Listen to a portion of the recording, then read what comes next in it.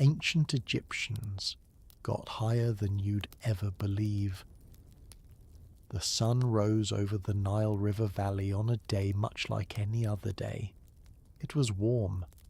The temperature was approximately the same as it had been the day before.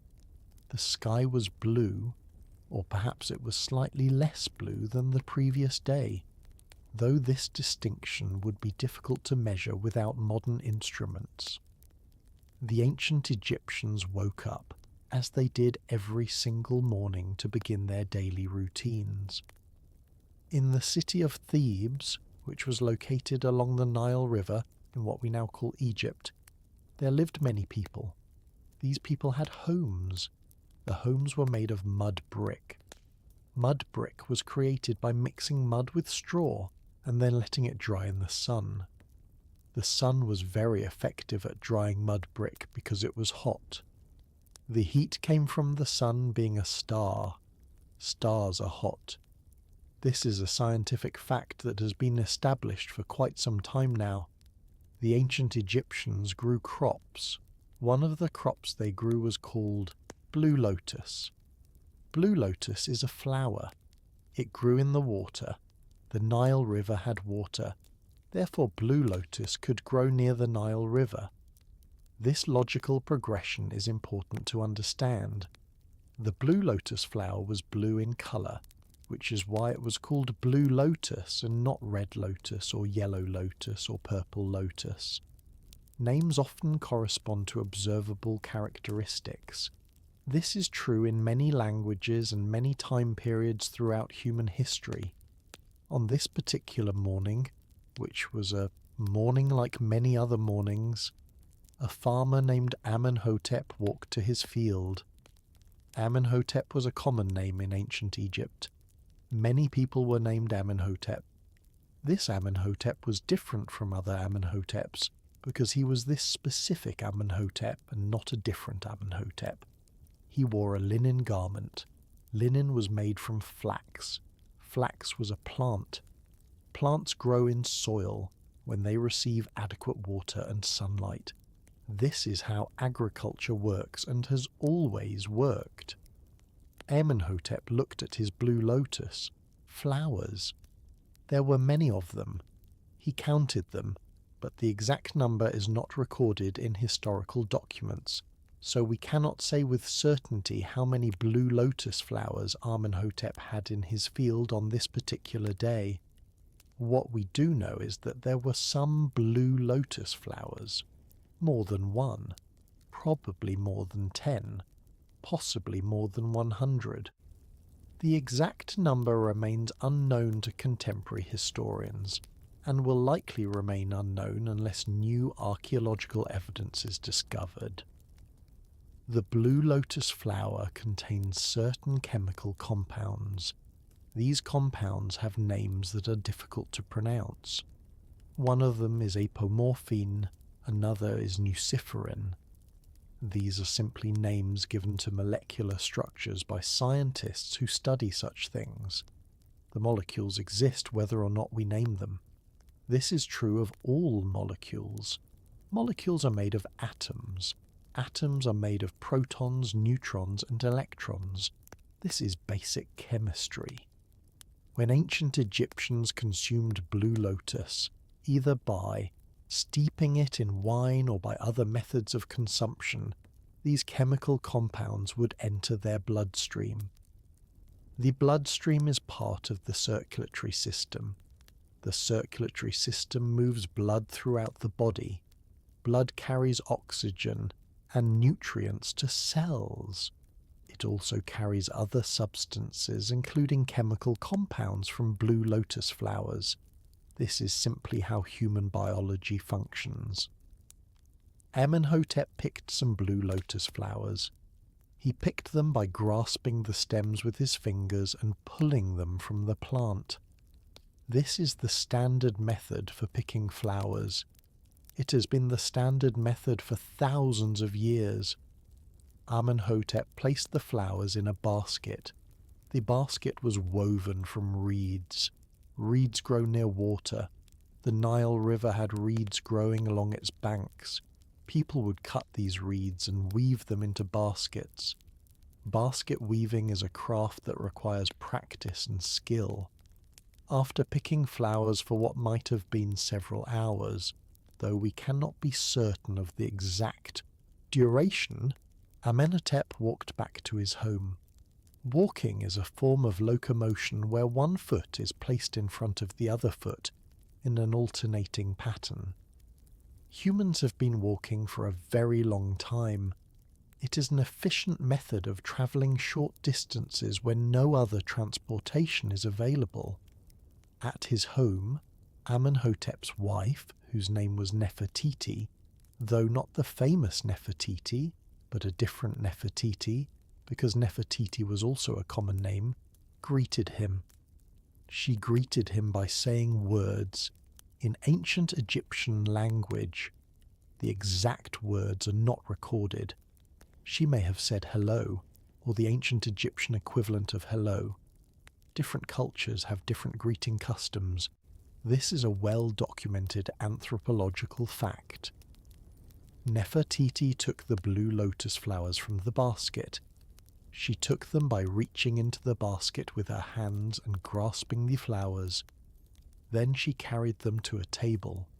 The table was also made of wood, or possibly stone. Furniture in ancient Egypt was made from available materials. Wood and stone were available materials. Therefore, furniture could be made from wood or stone.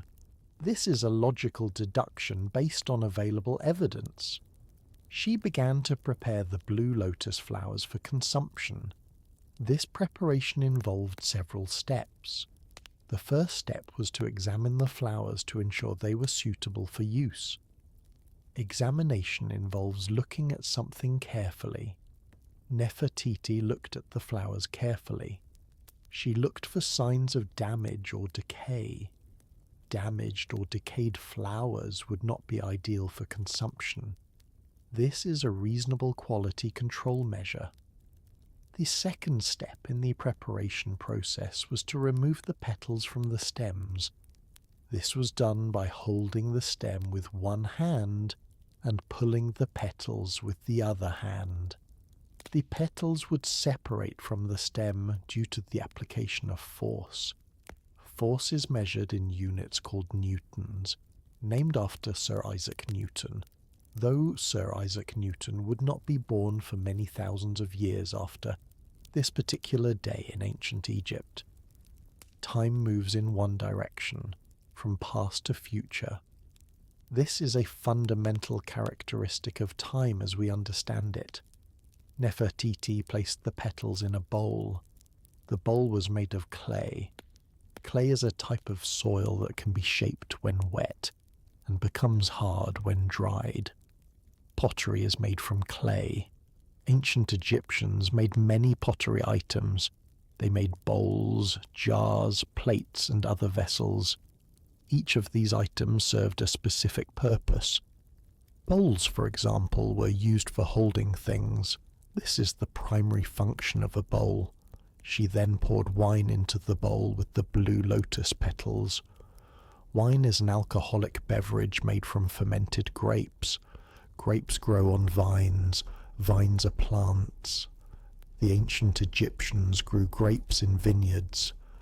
A vineyard is a place where grapes are cultivated for the purpose of making wine or eating as fruit. The grapes used for wine are typically different varieties than the grapes used for eating, though both are still grapes and both grow on vines. The wine would extract the chemical compounds from the blue lotus petals through a process that we might call infusion or steeping. This is similar to how tea is made. Tea leaves are steeped in hot water to extract their flavors and compounds.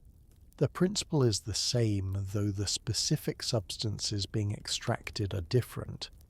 In the case of blue lotus in wine, the alcohol in the wine serves as a solvent for the compounds in the blue lotus petals. This process would take time. Time is measured in seconds, minutes, and hours. We do not know exactly how long Nefertiti allowed the blue lotus to steep in the wine. It might have been 30 minutes. It might have been 1 hour. It might have been 2 hours. The exact duration is not specified in historical records. Many details about daily life in ancient Egypt are not specified in historical records because people at the time did not consider them important enough to write down, while the blue lotus steeped in the was, Nefertiti, attended to other household tasks. These tasks might have included preparing food, cleaning the home, or weaving cloth. Ancient Egyptian households required constant maintenance. Dust would accumulate and need to be swept. Food needed to be prepared daily because there was limited food preservation technology. Cloth needed to be woven because people needed clothing and other textile items. Preparing food in ancient Egypt involved several steps. First, ingredients needed to be gathered. Common ingredients included grain, which could be ground into flour. Flour could be mixed with water to make bread. Bread was a staple food in ancient Egypt. It was consumed at most meals. The bread in ancient Egypt was different from modern bread in several ways. It was generally denser and coarser because the flour was not as finely ground as modern flour. Grinding grain into flour required a grinding stone. Grinding stones were large, flat stones with a smaller stone that could be moved back and forth across the surface of the larger stone. Grain would be placed between the two stones, and the motion of the smaller stone would crush the grain into smaller and smaller particles until it became flour. This was a time-consuming and physically demanding task. It required strength and endurance. After some amount of time had passed, though again the exact amount is unknown, Nefertiti returned to the bowl containing the blue lotus petals and wine. She examined the mixture. The wine had likely taken on some colour from the blue lotus petals. The exact shade of this colour is not documented. It might have been a light blue. It might have been a purple colour. It might have been some other colour entirely. Colour perception can vary from person to person, and is also dependent on lighting conditions. She strained the mixture to remove the solid pieces of blue lotus petals from the liquid. Straining is a process of separating solids from liquids by passing the mixture through a material with small holes. The liquid passes through the holes while the solid pieces are caught and held back. In ancient Egypt, straining might have been accomplished using a piece of linen cloth with a fine weave. The fine weave would have small enough holes to catch the plant material while allowing the liquid to pass through. The resulting liquid was blue lotus wine. This beverage contained the psychoactive compounds from the blue lotus plant dissolved in wine. When consumed, these compounds would be absorbed through the digestive system and would eventually reach the brain. The brain is an organ located in the skull. It is responsible for controlling all bodily functions and is the seat of consciousness, thought, and emotion. The brain contains billions of neurons. Neurons are cells that transmit electrical and chemical signals. When the compounds from blue lotus interact with neurons in the brain, they can produce various effects. These effects might include feelings of relaxation, mild, euphoria, or altered perception. The exact effects can vary from person to person because each person's brain chemistry is slightly different. Brain chemistry is influenced by many factors, including genetics, environment, diet, and previous experiences. In the evening, which comes after the afternoon and before night, Amenhotep returned from working in his fields. He had spent the day performing agricultural tasks. These tasks might have included watering crops, removing weeds, or checking for pests. Agriculture requires constant attention and effort. Crops do not grow themselves without human intervention, at least not in a way that produces reliable yields suitable for feeding a population. Nefertiti offered Amenhotep some of the blue lotus wine she had prepared. He accepted the offering by taking the cup she held out to him.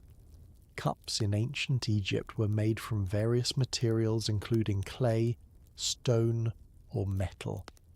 The cup might have been decorated with designs, or it might have been plain decoration, was common on many ancient Egyptian objects, but not all objects were decorated. Some were purely functional. Amenhotep drank the blue lotus wine. Drinking involves taking liquid into the mouth and swallowing it. Swallowing is a complex muscular action that moves food or liquid from the mouth, through the esophagus, and into the stomach. The esophagus is a tube that connects the mouth to the stomach. It is approximately 25 centimeters long in adult humans. This measurement is an average and can vary from person to person. The liquid traveled down Amenhotep's esophagus and into his stomach. The stomach is an organ that is part of the digestive system. It contains acid that helps break down food.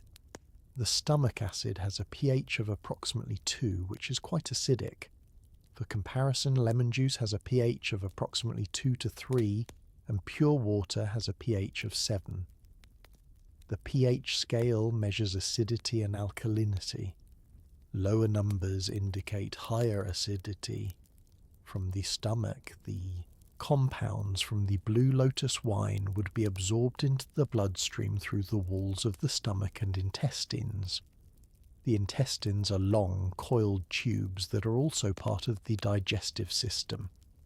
In adult humans, the small intestine is approximately 6 meters long, and the large intestine is approximately 1.5 meters long. These measurements are averages and can vary.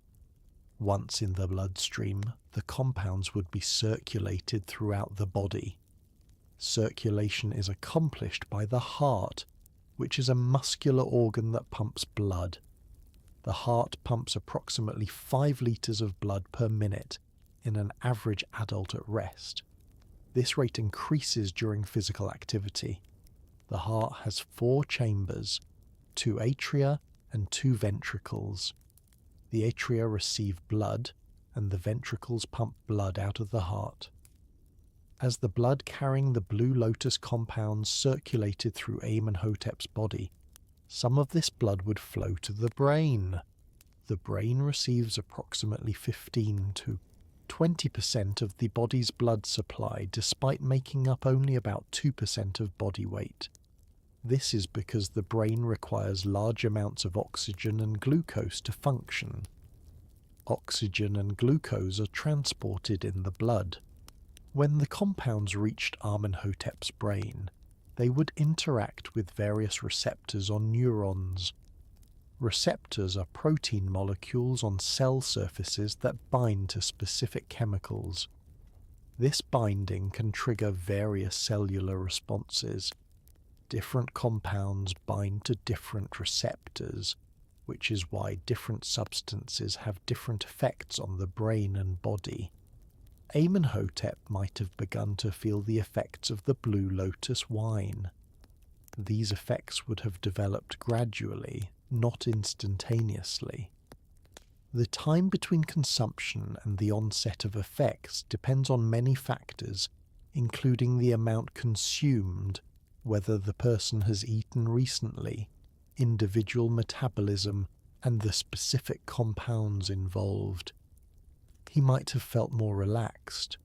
Relaxation is a state characterized by reduced muscle tension and reduced mental stress. It is the opposite of tension or anxiety. Many substances can induce relaxation through various mechanisms. Some affect neurotransmitter systems in the brain. Neurotransmitters are chemicals that neurons use to communicate with each other.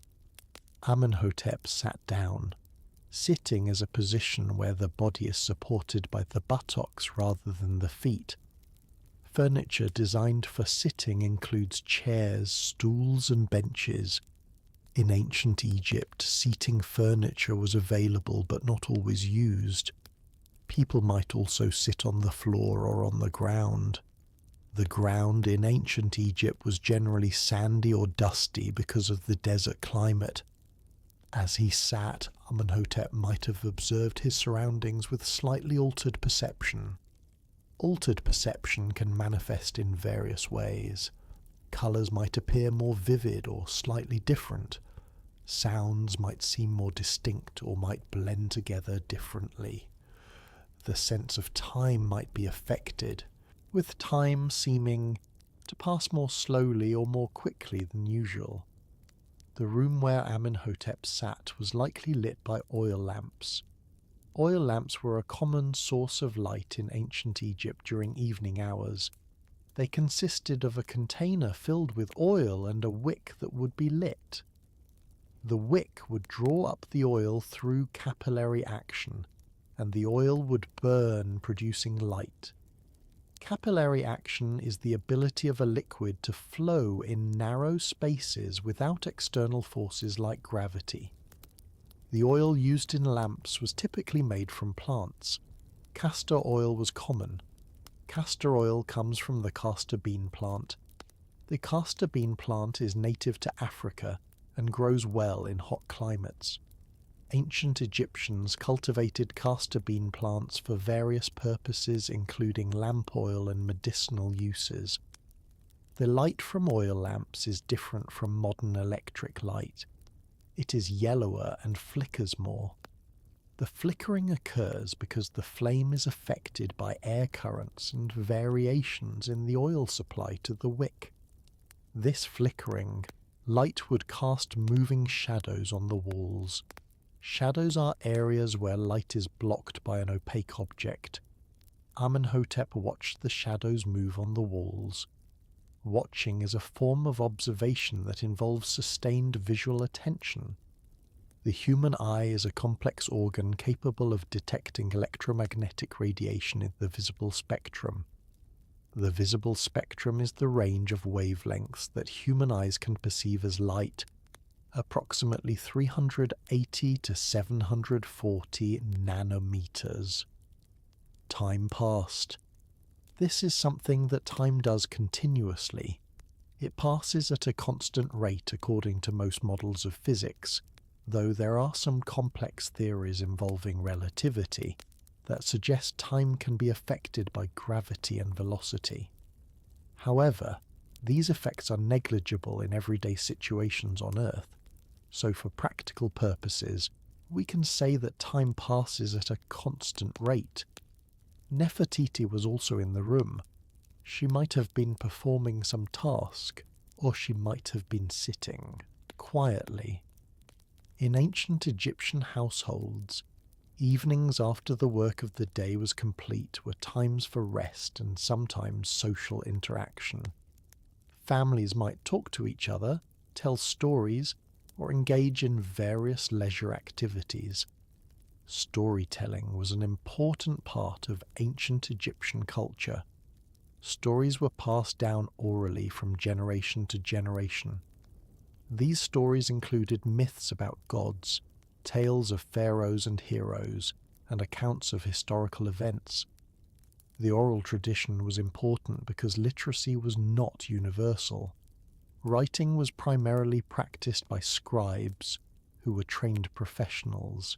Scribes learned to write in hieroglyphs. Hieroglyphs are a writing system that uses pictorial symbols. Each symbol represents a sound, a combination of sounds, or sometimes a complete word or concept. Learning to write in hieroglyphs required years of training. Scribes would practice on pottery shards called ostraca because papyrus was expensive and ostraca were plentiful and free. Papyrus is a plant that grows in wetlands. The ancient Egyptians developed a method of processing papyrus stems into a writing surface. This involved cutting the stems into strips, laying them in perpendicular layers, and pressing them together. The natural sugars in the plant would help the layers adhere to each other. The resulting material could be written on with ink. Ink in ancient Egypt was typically made from soot or charcoal mixed with water and a binding agent. The soot provided the black colour. For red ink, which was sometimes used for headings or important sections, ochre would be used instead of soot. Ochre is a natural earth pigment that contains iron oxide. It is typically yellow or red in colour depending on the specific type of iron oxide present. But Amenhotep and Nefertiti were not scribes. They were ordinary people engaged in ordinary occupations. Amenhotep was a farmer. Nefertiti managed the household. These were common roles in ancient Egyptian society. Most people were engaged in agriculture or related activities because agriculture was the foundation of the economy. The ancient Egyptian economy was based primarily on agriculture and trade. The Nile River's annual flooding deposited nutrient-rich silt on the fields, making the soil very fertile. This allowed ancient Egyptians to grow crops reliably year after year. The predictability of the Nile's flooding was one of the factors that allowed ancient Egyptian civilization to flourish for such a long time. Ancient Egyptian civilization lasted for approximately 3,000 years. This is a very long time. For comparison, the Roman Empire lasted approximately 500 years in the West and 1,000 years in the East. The United States has existed for fewer than 300 years as of the time this story is set. 3,000 years is sufficient time for many changes to occur in technology, culture, and society. However, ancient Egyptian culture was notable for its conservatism and continuity. Many aspects of ancient Egyptian life remained relatively unchanged for long periods. This included religious beliefs, artistic conventions, and social structures. Change occurred, but it occurred slowly compared to the rapid changes characteristic of modern societies.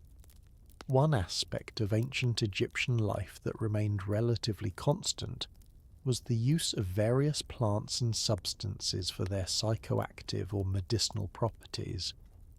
In addition to blue lotus, ancient Egyptians used other plants, including poppies, which contain opiates. Poppies are flowering plants in the family Papaver. The opium poppy, specifically, produces a latex that contains morphine, codeine, and other alkaloids. Alkaloids are a class of organic compounds that contain nitrogen atoms. Many alkaloids have pharmacological effects on animals and humans. They are found in many plants and are thought to serve as a defense mechanism against herbivores. Examples of alkaloids include caffeine, which is found in coffee, and tea, nicotine, which is found in tobacco, and morphine, which is found in opium poppies. The ancient Egyptians would have obtained poppies through trade or cultivation. Archaeological evidence suggests that poppies were known in ancient Egypt. Poppy seeds have been found in ancient Egyptian archaeological sites. Representations of poppies or poppy-like plants have been identified in ancient Egyptian art. The exact extent of poppy use in ancient Egypt is a matter of ongoing scholarly debate. Scholarly debate is a process by which academics and researchers discuss and argue about interpretations of evidence. This is a normal part of the academic process. Different scholars may interpret the same evidence differently based on their expertise, theoretical frameworks, and the specific questions they are asking. Over time, as more evidence is discovered and analysed, scholarly consensus may shift. Returning to Amenhotep, who was still sitting in his home in ancient Thebes on this particular evening, we might wonder what he was thinking as the effects of the Blue Lotus wine continued. We cannot know his exact thoughts, because thoughts are private mental events that are not directly observable by others. However, we can make some reasonable inferences based on what we know about human psychology and the effects of psychoactive substances. He might have been thinking about his work in the fields. Work is a major part of most people's lives and is a common subject of thought. He might have been thinking about what tasks needed to be completed the next day. Planning is a cognitive function that involves thinking about future actions. The prefrontal cortex, which is a part of the brain located behind the forehead, is heavily involved in planning and executive function. Or he might have been thinking about something else entirely. Human thoughts are diverse and unpredictable. People think about many different things, including their relationships with others, their goals and aspirations, their memories of past events, their immediate sensory experiences, abstract concepts, and countless other topics. The night grew darker outside. Darkness occurs when there is an absence of visible light. At night, the primary source of light, the sun, is not visible from a given location on Earth, because that location has rotated away from the sun. This rotation occurs because the Earth spins on its axis. The Earth completes one full rotation approximately every 24 hours. This is why we have day and night. The exact length of a day varies slightly throughout the year, because the Earth's orbit around the Sun is not perfectly circular, and because the Earth's axis is tilted. This tilt is responsible for the seasons. When the northern hemisphere is tilted toward the Sun, it experiences summer. When it is tilted away from the Sun, it experiences winter. The opposite is true for the southern hemisphere. Ancient Egypt is located in the northern hemisphere. It is also located fairly close to the equator, between approximately 22 and 32 degrees north latitude. This means that the seasonal variation in temperature and day length is less extreme than in locations farther from the equator. However, there is still some seasonal variation. On this particular night, we do not know what season it was. It might have been summer, when temperatures would be higher. It might have been winter, when temperatures would be lower. Or it might have been spring or fall, the transitional seasons between winter and summer. Each season in ancient Egypt would have had different characteristics in terms of temperature, agricultural activities, and flooding of the Nile. The annual flooding of the Nile typically occurred in the summer months. This flooding was caused by rainfall in the Ethiopian highlands, far to the south of Egypt. This rain would swell the tributaries of the Nile, and the increased water volume would flow downstream, eventually flooding the areas along the Nile in Egypt. This flood would deposit silt on the fields, replenishing the soil's nutrients. Ancient Egyptians divided the year into 3 seasons based on the Nile's flooding cycle. These were Akhet, the inundation season when the Nile flooded, Pere, the growing season after the floods receded, and Shemu, the harvest season. Each season lasted approximately 4 months. This calendar system was closely tied to agricultural activities, because agriculture was central to ancient Egyptian life. Amenhotep, being a farmer, would have been very aware of these seasons and would have timed his activities accordingly. during Akhet, when his fields were flooded, he might have worked on other tasks such as repairing tools or working on construction projects. During Peret, he would have planted crops. During Shemu, he would have harvested crops.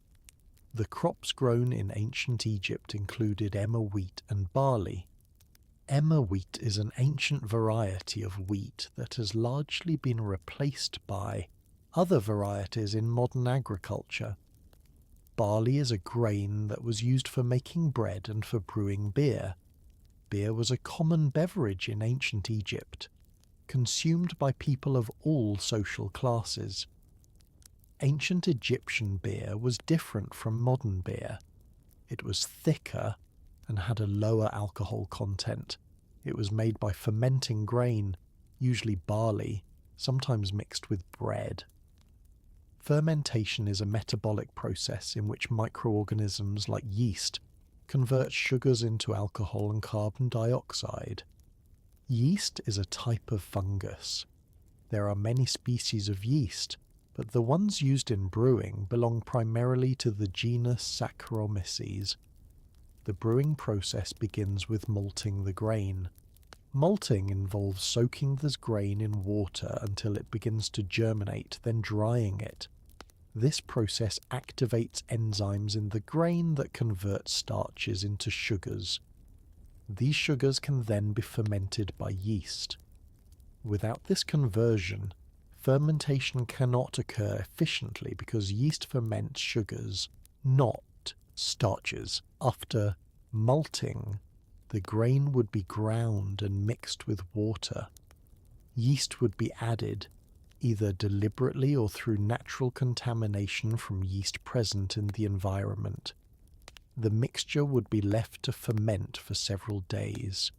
During this time, the yeast would consume the sugars and produce alcohol and carbon dioxide. The carbon dioxide would escape as gas, while the alcohol would remain in the liquid. The resulting beer would be strained to remove solid particles and then consumed. Beer was often drunk through straws in ancient Egypt. These straws might have been made from reeds or metal. Drinking through a straw allowed people to avoid ingesting the solid particles that might remain in the beer, despite straining. Beer was nutritious as well as mildly intoxicating. It contained calories from residual sugars and carbohydrates, as well as some vitamins, particularly B vitamins. In a society where food security could be uncertain, any source of calories and nutrients was valuable. Beer was sometimes referred to as liquid bread because it was made from grain and provided similar nutritional value. Bread and beer together formed the core of the ancient Egyptian diet. Other foods supplemented this core diet, including vegetables like onions and lettuce, fruits like dates and figs, and occasionally fish or meat. Meat was expensive and not eaten daily by common people. It was more often consumed on special occasions or by wealthy individuals. Wealthy individuals in ancient Egypt had access to a wider variety of foods and luxuries. They lived in larger houses made with better materials. They owned more possessions. They had servants or slaves to perform labor for them. Social hierarchy was a prominent feature of ancient Egyptian society, as it has been in most human societies throughout history. At the top of the social hierarchy was the pharaoh. The pharaoh was considered to be a divine ruler, an intermediary between the gods and humans. The pharaoh owned all the land. In Egypt, in theory, though in practice much land was controlled by temples and nobles. The pharaoh had absolute authority, though this authority was exercised through a bureaucracy of officials. Below the pharaoh were nobles and officials. These included viziers, who were high-ranking advisors, nomarchs, who were governors of provinces, and various other administrators. Below them were scribes and priests. Scribes, as mentioned earlier, could read and write, which was a valuable skill. Priests performed religious rituals and maintained temples. Below the scribes and priests were craftsmen and artisans. These included carpenters, potters, weavers, metal workers, and others who produced goods. Their work required skill and training. Below craftsmen were farmers like Amenhotep, who made up the majority of the population. At the bottom of the social hierarchy were slaves, though slavery in ancient Egypt was different from slavery in some other societies, and slaves could sometimes own property or even buy their freedom. Amenhotep, as a farmer, was part of the large class of agricultural workers who sustained the entire society. Without farmers producing food, the priests, scribes, craftsmen, nobles, and pharaoh would not be able to perform their roles. Agriculture was truly the foundation of ancient Egyptian civilization. As Amenhotep sat in his home, possibly still feeling the effects of the Blue Lotus wine, he may or may not have reflected on his place in society. People's awareness of social structures and their own position within them varies. Some people think about such things frequently, while others rarely consider them. There is no way to know which type of person Amenhotep was. The oil lamp continued to burn, consuming oil and producing light. Eventually the oil would be depleted and the lamp would go out. This is an inevitable consequence of burning fuel. All fuel has a finite quantity and will eventually be consumed. This applies to oil in lamps, to wood in fires, to gasoline in engines, and to all other forms of fuel. Nefertiti might have monitored the lamp and added more oil when needed to keep it burning.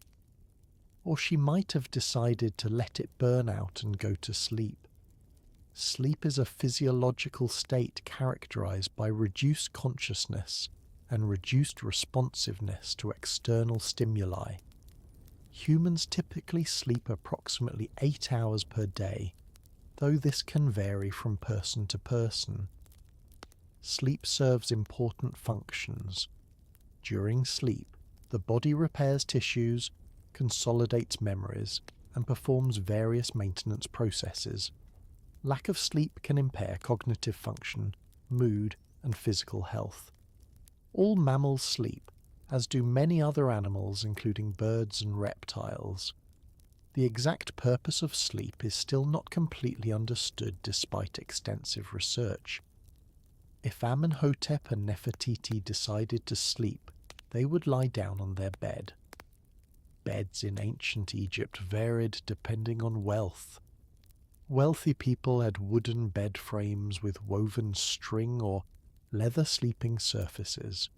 Common people might sleep on mats made of reeds or on the floor. Pillows were sometimes used. Ancient Egyptian pillows were often made of wood or stone, which seems uncomfortable by modern standards, but was acceptable at the time.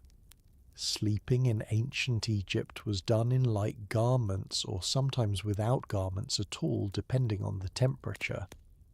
The climate in Egypt is hot, especially in summer, so heavy blankets were not typically necessary. However, nights in the desert can be cool, so some covering might be desired depending on the season and the specific location. As Amenhotep lay down to sleep, the effects of the Blue Lotus wine would gradually diminish as his body metabolized the compounds. Metabolism is the set of chemical processes that occur within living organisms to maintain life. One aspect of metabolism is the breakdown of substances into simpler compounds that can be excreted from the body. The liver is the primary organ responsible for metabolizing many substances, including alcohol and drugs. The liver contains enzymes that chemically modify these substances to make them easier to excrete. These enzymes are proteins that catalyze specific chemical reactions. Different enzymes metabolize different substances. The etabolites, or breakdown products, of the substances would eventually be excreted from the body, primarily through urine. Urine is produced by the kidneys, which filter blood to remove waste products and excess water. The kidneys produce approximately 1 to 2 litres of urine per day in an average adult, though this can vary based on fluid intake and other factors. As Amenhotep slept, he might have dreamed. Dreams are sequences of images, thoughts, and sensations that occur during sleep. Dreams are most vivid during REM sleep, which stands for Rapid Eye Movement Sleep. During REM sleep, the brain is highly active despite the body being in a state of rest. The eyes move rapidly beneath the eyelids, which is how this phase of sleep got its name. The purpose and meaning of dreams has been debated for thousands of years. Ancient Egyptians believed that dreams could be messages from gods or portents of future events.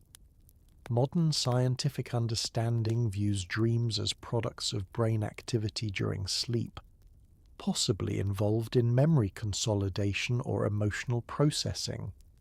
However, much about dreams remains mysterious. If Amenhotep dreamed, we have no record of what he dreamed about. Dreams are private experiences that disappear upon waking unless they are immediately remembered and recorded. Most dreams are forgotten shortly after waking. This is because the brain regions involved in memory formation are less active during sleep. The night passed slowly, as nights do. The Earth continued its rotation. The sun, though not visible from Egypt during this time, continued to shine on the other side of the planet. This sun is a star, a massive ball of plasma held together by gravity. Nuclear fusion. Reactions in the sun's core produce enormous amounts of energy, which radiates outward and eventually reaches Earth as light and heat. The distance from the Earth to the sun is approximately 150 million kilometers. This distance is called an astronomical unit and is used as a standard unit of measurement in astronomy. Light from the sun takes approximately 8 minutes and 20 seconds to reach Earth. This means that we always see the sun as it was 8 minutes and 20 seconds ago, not as it is at the present moment. This delay in perceiving the sun is an example of how our perception of reality is always slightly delayed, because information takes time to travel. Sound also travels at a finite speed, approximately 343 meters per second in air at room temperature. This is why you see lightning before you hear thunder during a storm. The light from the lightning reaches your eyes almost instantaneously because light is very fast, but the sound takes time to travel. These physical principles were not understood by ancient Egyptians in the same way they are understood by modern science. Ancient Egyptians had different explanations for natural phenomena. They explained the sun's daily journey across the sky as the sun god Re travelling in his solar boat. At night, Re would journey through the underworld, which is why the sun was not visible. This mythological explanation made sense within the framework of ancient Egyptian belief systems. It provided meaning and context to observed phenomena. The fact that this explanation is not scientifically accurate does not mean it was not meaningful or useful to the people who believed it. Different cultures throughout history have developed different explanatory frameworks for understanding the world. These frameworks are shaped by cultural values, available knowledge, and practical needs. Modern scientific frameworks are powerful tools for understanding physical reality, but they are also cultural, products shaped by the history and values of scientific communities. As the night continued and the sun slowly moved across the sky on the other side of the earth, eventually it would reach a position where it would once again be visible from Egypt. This transition from night to day is called dawn or sunrise. The exact time of sunrise varies depending on latitude, longitude, and time of year. At dawn, the sky gradually lightens as sunlight is scattered by particles in the atmosphere before the sun rises above the horizon. This scattering is why the sky appears blue during the day. Blue light has a shorter wavelength than red light and is scattered more efficiently by atmospheric particles. This phenomenon is called Rayleigh scattering, named after the physicist Lord Rayleigh, who explained it mathematically. As the sky lightened, Amenhotep might have woken up. Waking is the transition from sleep to consciousness. This transition involves changes in brain activity patterns. During waking, the brain becomes more active and more responsive to external stimuli. The process of waking can be gradual or sudden depending on various factors. Amenhotep would open his eyes.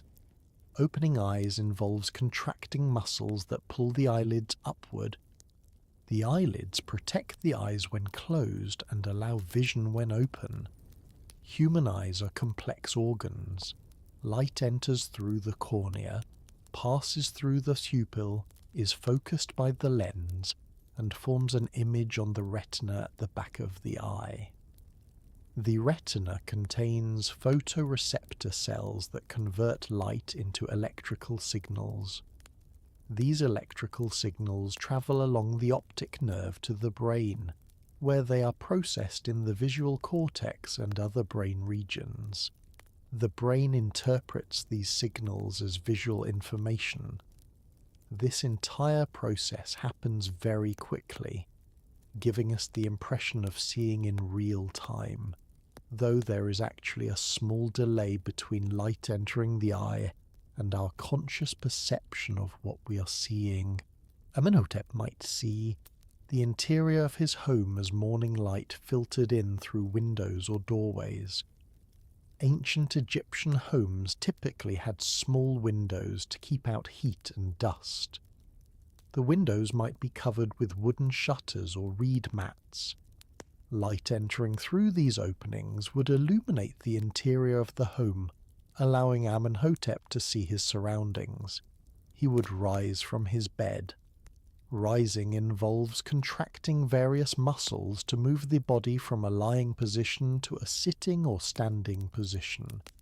This requires coordination of multiple muscle groups and is controlled by the motor cortex in the brain. The motor cortex sends signals through the spinal cord to muscles throughout the body. Amenhotep might perform his morning routine. Morning routines vary from person to person, but typically include activities like using the toilet, washing, and eating breakfast. In ancient Egypt, toilets were simple structures, basically seats with holes leading to containers or pits. Washing would be done with the water, possibly with the addition of natron, which is a naturally occurring salt used for cleaning. Breakfast might consist of bread and beer, the staples of the ancient Egyptian diet that were mentioned earlier. The bread would likely be left over from the previous day or days, as bread could be stored for short periods. The beer would be from a batch that had been brewed earlier and stored in jars. After eating breakfast, Amenhotep would prepare to go to his fields again. This preparation might involve gathering tools. Agricultural tools in ancient Egypt included hoes, which were used for breaking up soil, sickles, which were used for harvesting grain, and ploughs which were used for creating furrows in fields. Ploughs were often pulled by oxen. Oxen are cattle that have been trained to pull loads. Training oxen requires time and patience. The animals must learn to respond to commands and to pull steadily against resistance. Once trained, oxen are valuable assets for a farmer because they can perform work that would be much more difficult or time-consuming for a human to do alone. However, oxen also require care, including food, water, and shelter. Amenhotep might not have owned oxen. They were expensive and not all farmers could afford them. Farmers who did not own oxen might borrow or rent them from others, or might perform all agricultural work by hand, which was more laborious but possible. Whether or not he had oxen, Amenhotep would walk to his fields. This walk might take several minutes or longer depending on how far the fields were from his home. Walking is rhythmic and repetitive. Left foot forward, right foot forward, left foot forward, right foot forward. This pattern continues for as long as one is walking. It is a pattern so ingrained that people perform it without conscious thought. Upon reaching his fields, Amenhotep would observe his crops. Observation is important in agriculture.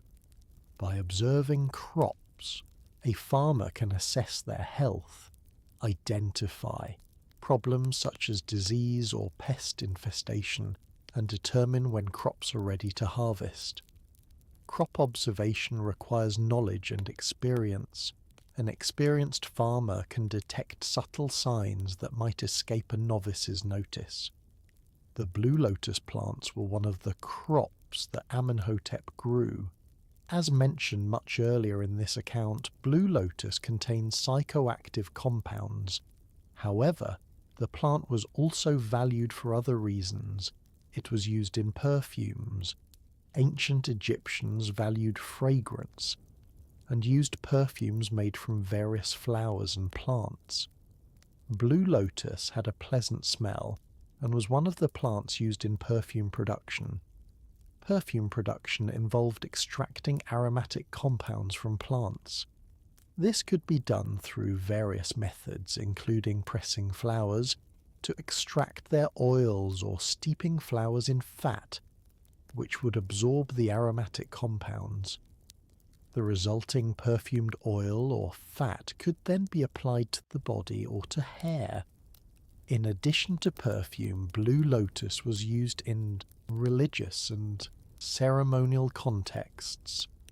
The flower appears frequently in ancient Egyptian art, often associated with rebirth and the sun.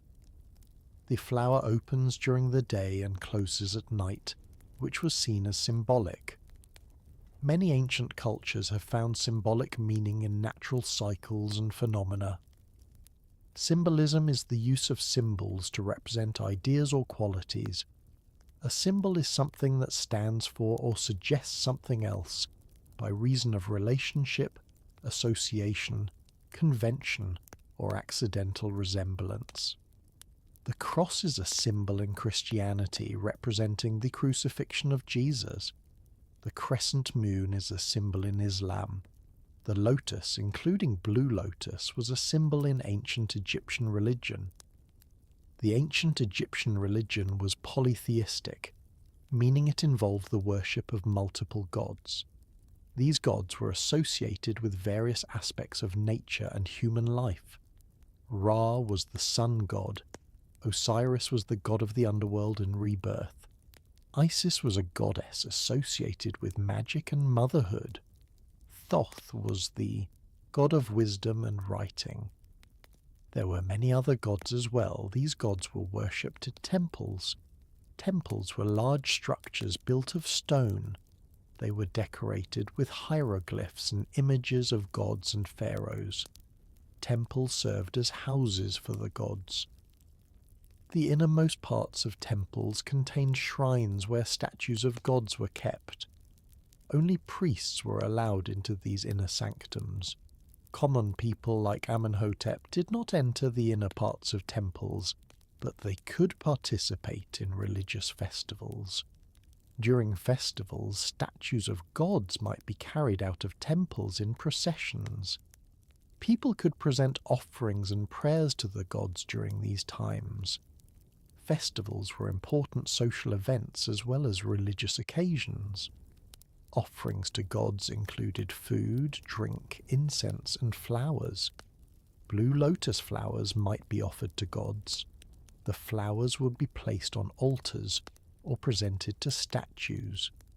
Over time, the flowers would wilt and die, which is what happens to all cut flowers, because they are no longer receiving water and nutrients from their roots. Plant physiology is the study of how plants function. Plants, unlike animals, can produce their own food through photosynthesis. Photosynthesis is a process that converts light energy into chemical energy. It occurs in chloroplasts, which are organelles found in plant cells. Chloroplasts contain chlorophyll, which is a green pigment that absorbs light. During photosynthesis, plants take in carbon dioxide from the air and water from the soil. Using light energy, they convert these into glucose, which is a sugar, and oxygen. The glucose provides energy for the plant's growth and metabolism. The oxygen is released into the air as a byproduct. This oxygen is what animals, including humans, breathe. This interdependence between plants and animals is part of the broader ecosystem. An ecosystem consists of all living organisms in a particular area, along with their physical environment.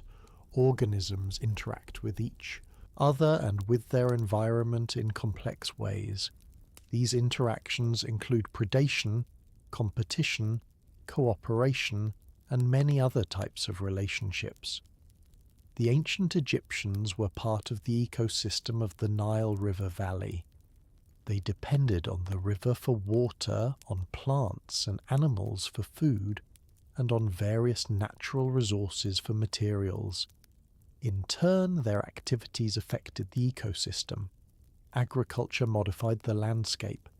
Irrigation systems redirected water. Hunting and gathering removed animals and plants from the environment. However, this scale of ancient Egyptian civilization was small compared to modern civilizations. The total population of ancient Egypt was perhaps a few million people at its peak, spread over a large geographic area. Modern Egypt has a population of over 100 million people. The environmental impact of human activity has increased dramatically as population and technology have advanced. Returning once more to Amenhotep in his field, we can imagine him continuing his work throughout the day. The sun would rise higher in the sky, reaching its zenith around midday. Zenith is the point in the sky directly overhead. At midday in areas near the equator, the sun is close to the zenith, meaning shadows are very short. The heat would increase as the day progressed. Ancient Egypt is hot, especially in summer. Temperatures can exceed 40 degrees Celsius. Working in such heat is physically demanding and requires adequate hydration. Amenhotep would need to drink water throughout the day. Water would be carried from the home or perhaps from an irrigation canal. Irrigation canals were important features of ancient Egyptian agriculture. They channeled water from the Nile to fields that were not immediately adjacent to the river. These canals were dug by hand using simple tools. Creating and maintaining an irrigation system required organized labor, often coordinated at the village or regional level. The organization of labor for public projects like irrigation systems was part of the social structure of ancient Egypt. During the flood season, when agricultural work was not possible, farmers might be required to work on building projects. This labour was a form of taxation. Instead of paying money, which was not commonly used in ancient Egypt, people paid taxes through labour or through a share of their crops.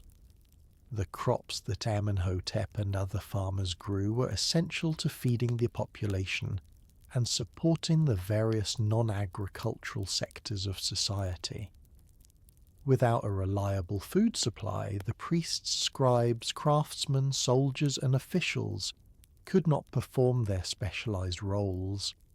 Agriculture enabled specialization, and specialization enabled the development of complex civilization. This pattern of agricultural societies supporting specialized roles is seen throughout human history. Early human societies were hunter-gatherers. Everyone in these societies was involved in obtaining food. There was little specialization beyond basic divisions of labor by age and sex. With the development of agriculture, it became possible for some people to not be directly involved in food production. Agriculture developed independently in several regions of the world at different times. In the Middle East, including Egypt, agriculture developed approximately 10 to 12,000 years ago. This period is called the Neolithic Revolution. The word Neolithic means New Stone Age, referring to the more sophisticated stone tools used during this period compared to earlier periods. The development of agriculture led to sedentary lifestyles. Instead of moving from place to place following game animals and seasonal plant growth, people could stay in one location year-round. This led to the establishment of permanent settlements. These settlements gradually grew into villages, then towns, then cities. Cities are characterized by high population density and economic specialization. The first cities in the world developed in Mesopotamia, in what is now Iraq, slightly earlier than cities in Egypt. However, Egyptian cities and Egyptian civilization developed independently and had their own unique characteristics. Ancient Egyptian cities included Memphis, which was an early capital, Thebes, which has been mentioned several times in this account, and Alexandria, which was founded much later by Alexander the Great. Cities were centers of government, religion, trade, and craft production. They were connected by the Nile River, which served as a transportation route. Transportation on the Nile was accomplished using boats. Ancient Egyptian boats were made from bundled reeds or from wood. Reed boats were simpler to make but less durable. Wooden boats required more skill to construct but were sturdier and could carry heavier loads. Both types of boats used sails to harness wind power and oars for propulsion when the wind was not favourable. The Nile flows from south to north, from the interior of Africa to the Mediterranean Sea. This might seem counterintuitive because on maps north is typically at the top, and we usually think of things flowing downward. However, the Nile flows north because that is the direction of decreasing elevation. All rivers flow downhill, which means from areas of higher elevation to areas of lower elevation. The Mediterranean Sea is at sea level, which is the baseline for measuring elevation. Areas above sea level have positive elevation. Areas below sea level have negative elevation. The interior of Africa, where the Nile originates, is at a higher elevation than the Mediterranean coast. Therefore, water flows from the interior toward the coast. This flow of water was essential to ancient Egyptian civilization. It provided water for drinking, irrigation, and transportation. It also deposited nutrients on fields through annual flooding. The Nile was so important that ancient Egyptian civilization has often been described as the gift of the Nile, a phrase attributed to the ancient Greek historian Herodotus. Herodotus visited Egypt in the 5th century BCE and wrote about what he observed. His writings are an important source of information about ancient Egypt, though they must be interpreted carefully because Herodotus sometimes included unverified information or misunderstood what he observed. Modern archaeology and the decipherment of hieroglyphs have provided additional sources of information about ancient Egypt. The decipherment of hieroglyphs was accomplished in the 19th century CE by Jean-François Champollion, building on earlier work by Thomas Young and others. The key to decipherment was the Rosetta Stone, which contains the same text in 3 scripts: hieroglyphs, Demotic, and Ancient Greek. Because scholars could read Ancient Greek, they could use the Rosetta Stone to figure out how hieroglyphs corresponded to sounds and meanings. Before the decipherment of hieroglyphs, knowledge of ancient Egypt was limited to classical sources like Herodotus and to physical remains like pyramids and temples. After decipherment, scholars could read ancient Egyptian texts directly. This opened up new understanding of ancient Egyptian history, religion, literature, and daily life. One type of ancient Egyptian text that has been preserved is medical papyri. These documents contain descriptions of diseases and injuries along with treatments. They show that ancient Egyptians had substantial medical knowledge. They could set broken bones, treat wounds, and prescribe various medicinal remedies. Many of these remedies involved plants. Ancient Egyptians, like many ancient cultures, used plants for medicinal purposes. They had knowledge of which plants could treat various ailments. Some of this knowledge was accurate from a modern pharmacological perspective. For example, willow bark, which contains a compound similar to aspirin, was used to reduce pain and fever. Other remedies were less effective or even harmful. Medical knowledge in any era is limited by the available understanding of biology and disease. Ancient Egyptians did not have germ theory. They did not know about bacteria or viruses. They had different explanatory frameworks for disease, often involving spiritual or magical causes. This did not prevent them from developing effective practical treatments through trial and error. If a particular plant seemed to help with a particular condition, it would be used repeatedly. Over generations, bodies of practical medical knowledge accumulated. This knowledge was passed down and recorded in medical texts. Blue lotus might have been used medicinally as well as recreationally and ceremonially. The relaxing and euphoric effects of the plant might have been useful for treating anxiety or pain. However, the specific medicinal uses of blue lotus in ancient Egypt are not well documented, so we must be cautious about making definitive claims. What we can say with more confidence is that blue lotus was cultivated, used, and valued in ancient Egypt. Archaeological and artistic evidence supports this. Representations of blue lotus appear in tomb paintings, on temple walls, and on various artifacts.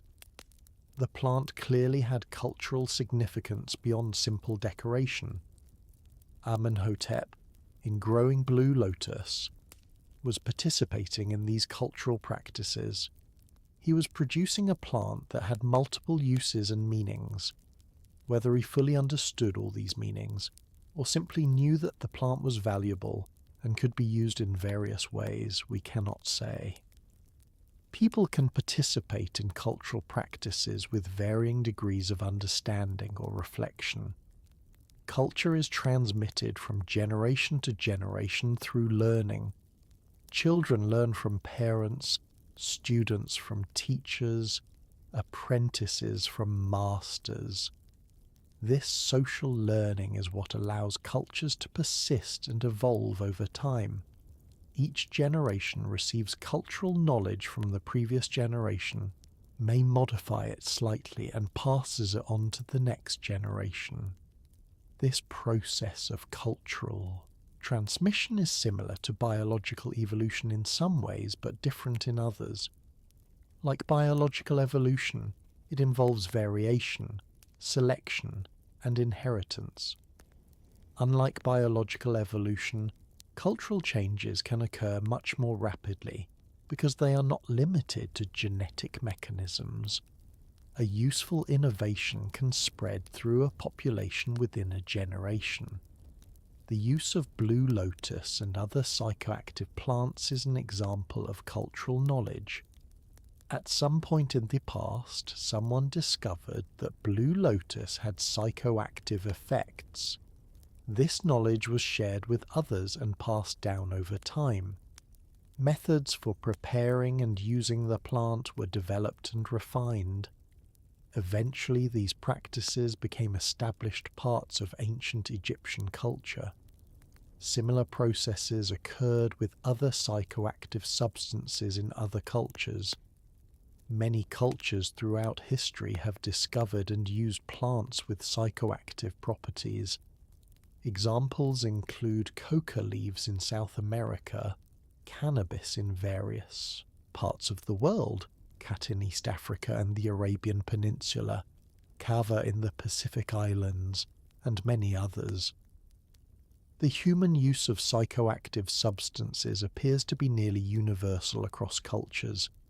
This has led some researchers to suggest that the desire to alter consciousness is a fundamental human drive, similar to the drives for food, water, and social connection. Whether or not this is true is a matter of ongoing debate.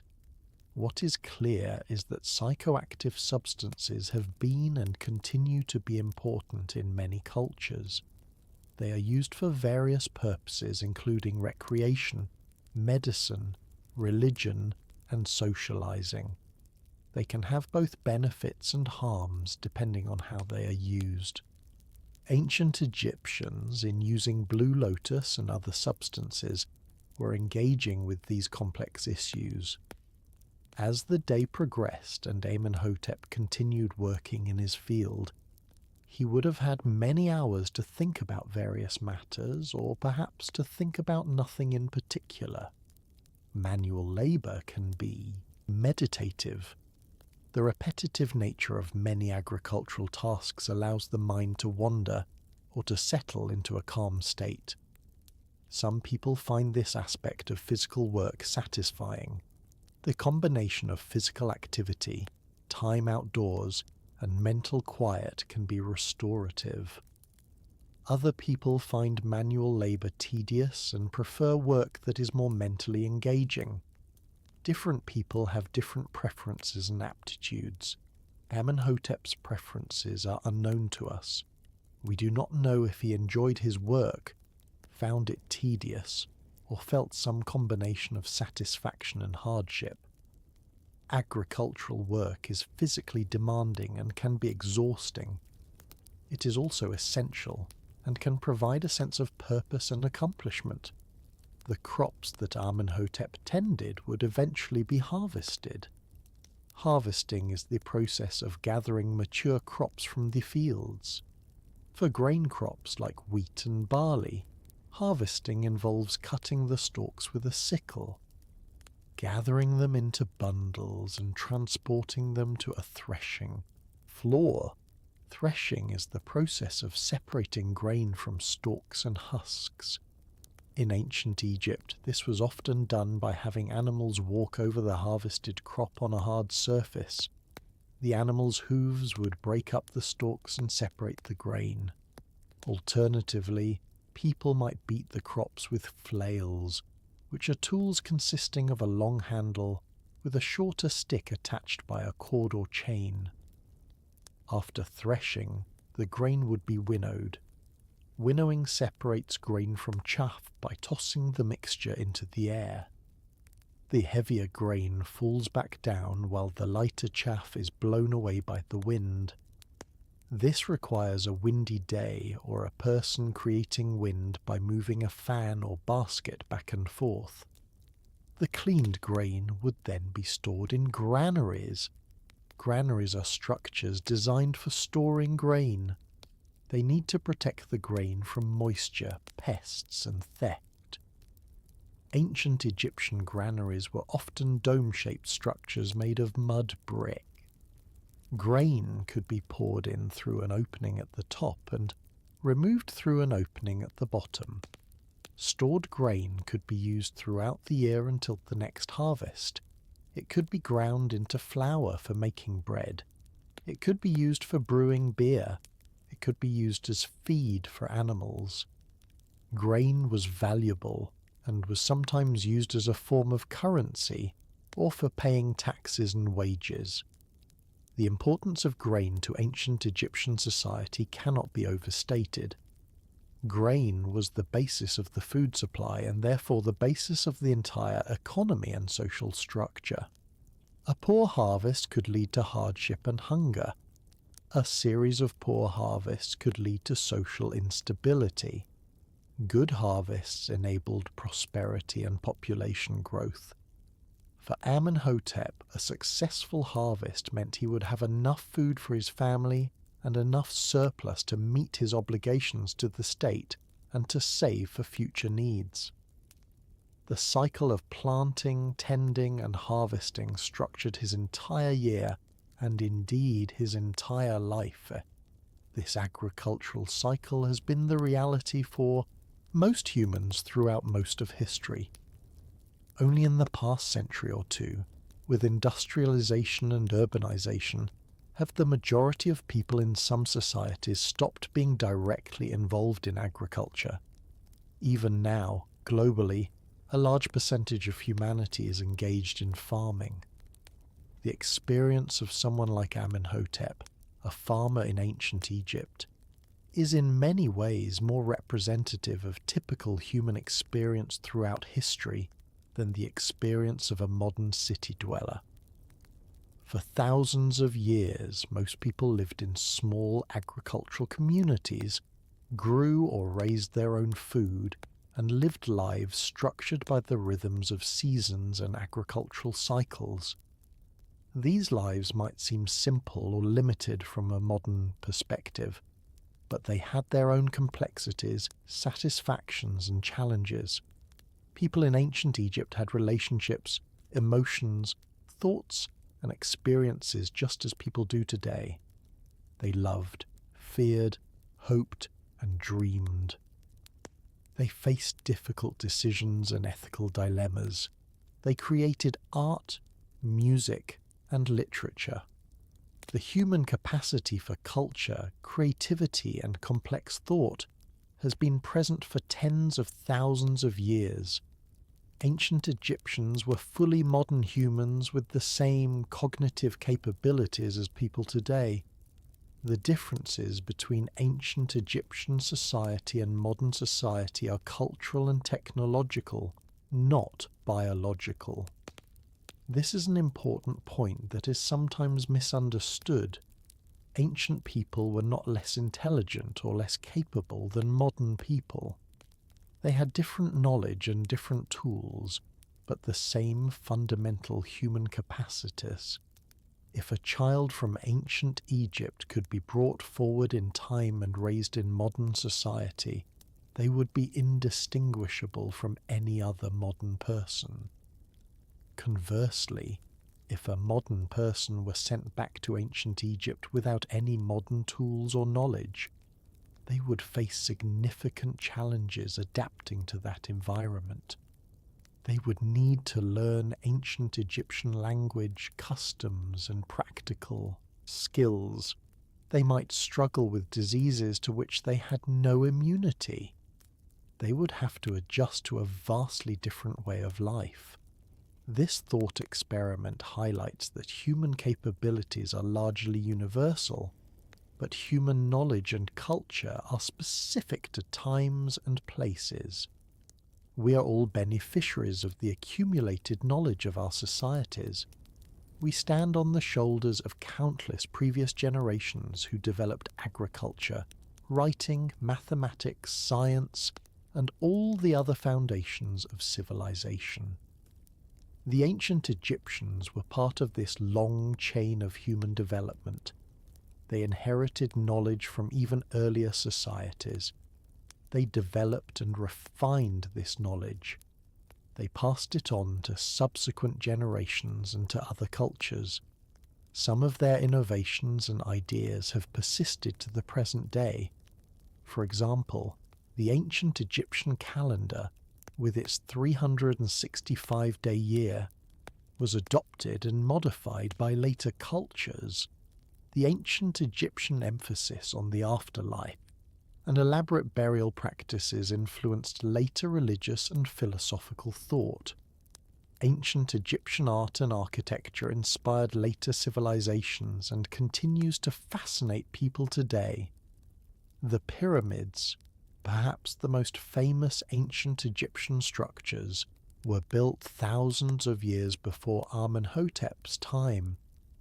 By the period we are imagining, the pyramids were already ancient monuments.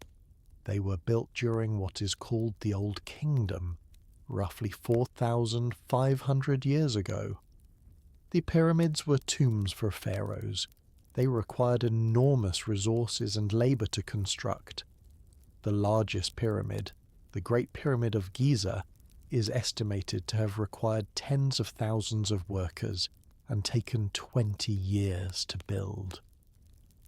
It was constructed from approximately 2.3 million limestone blocks, each weighing on average about 2.5 tons.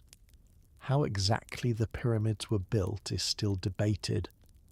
Various theories have been proposed involving ramps, levers, and other techniques.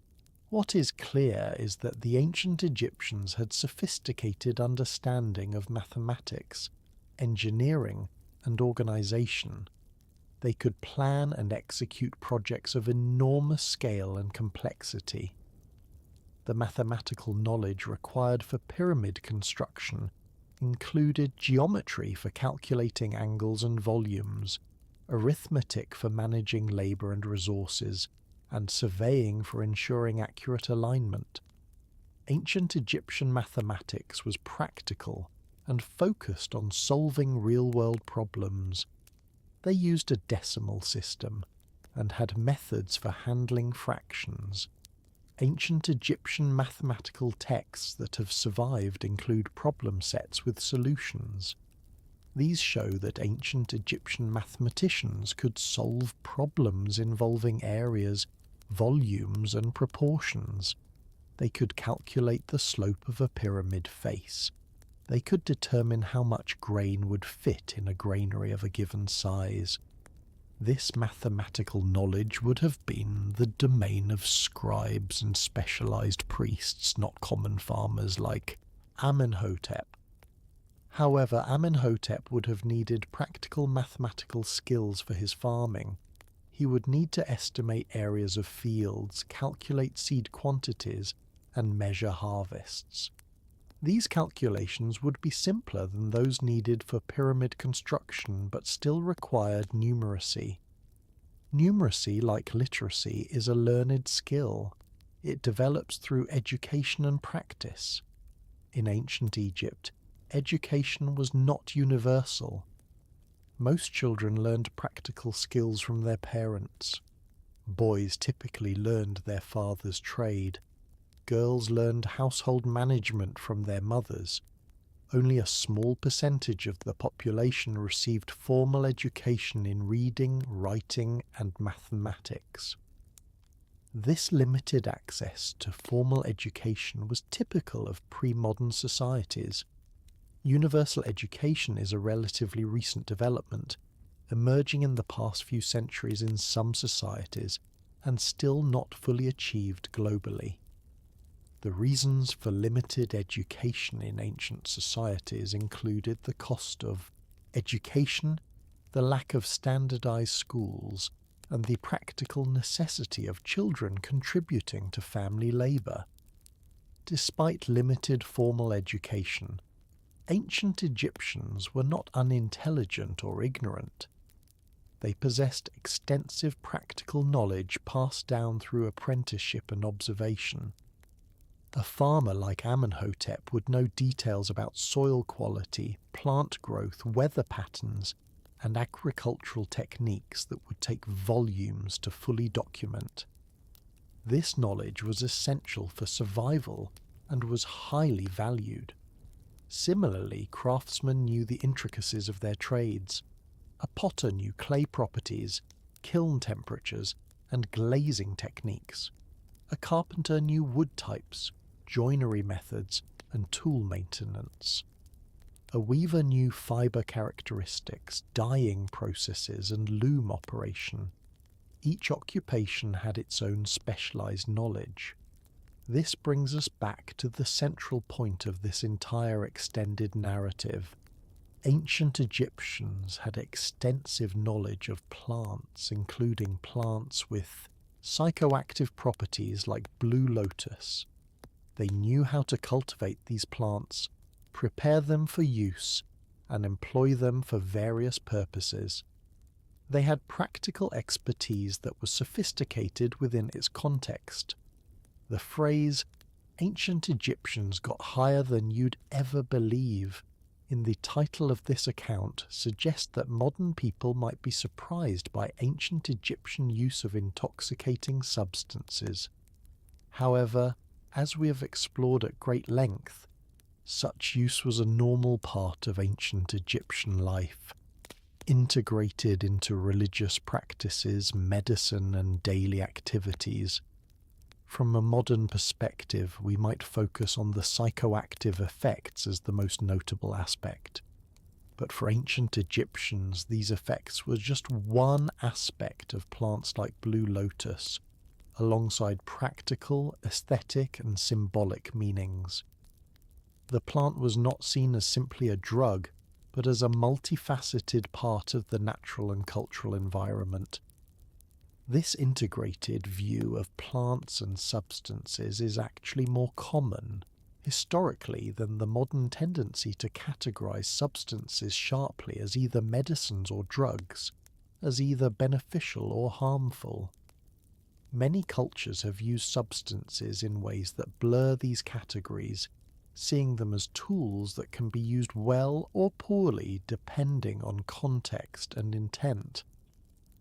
The modern approach to regulating substances tends toward prohibition of substances deemed harmful and restriction of substances deemed medicinal to professional medical contexts. This approach emerged in the 19th and 20th centuries CE and represents a specific cultural and political response to substance use.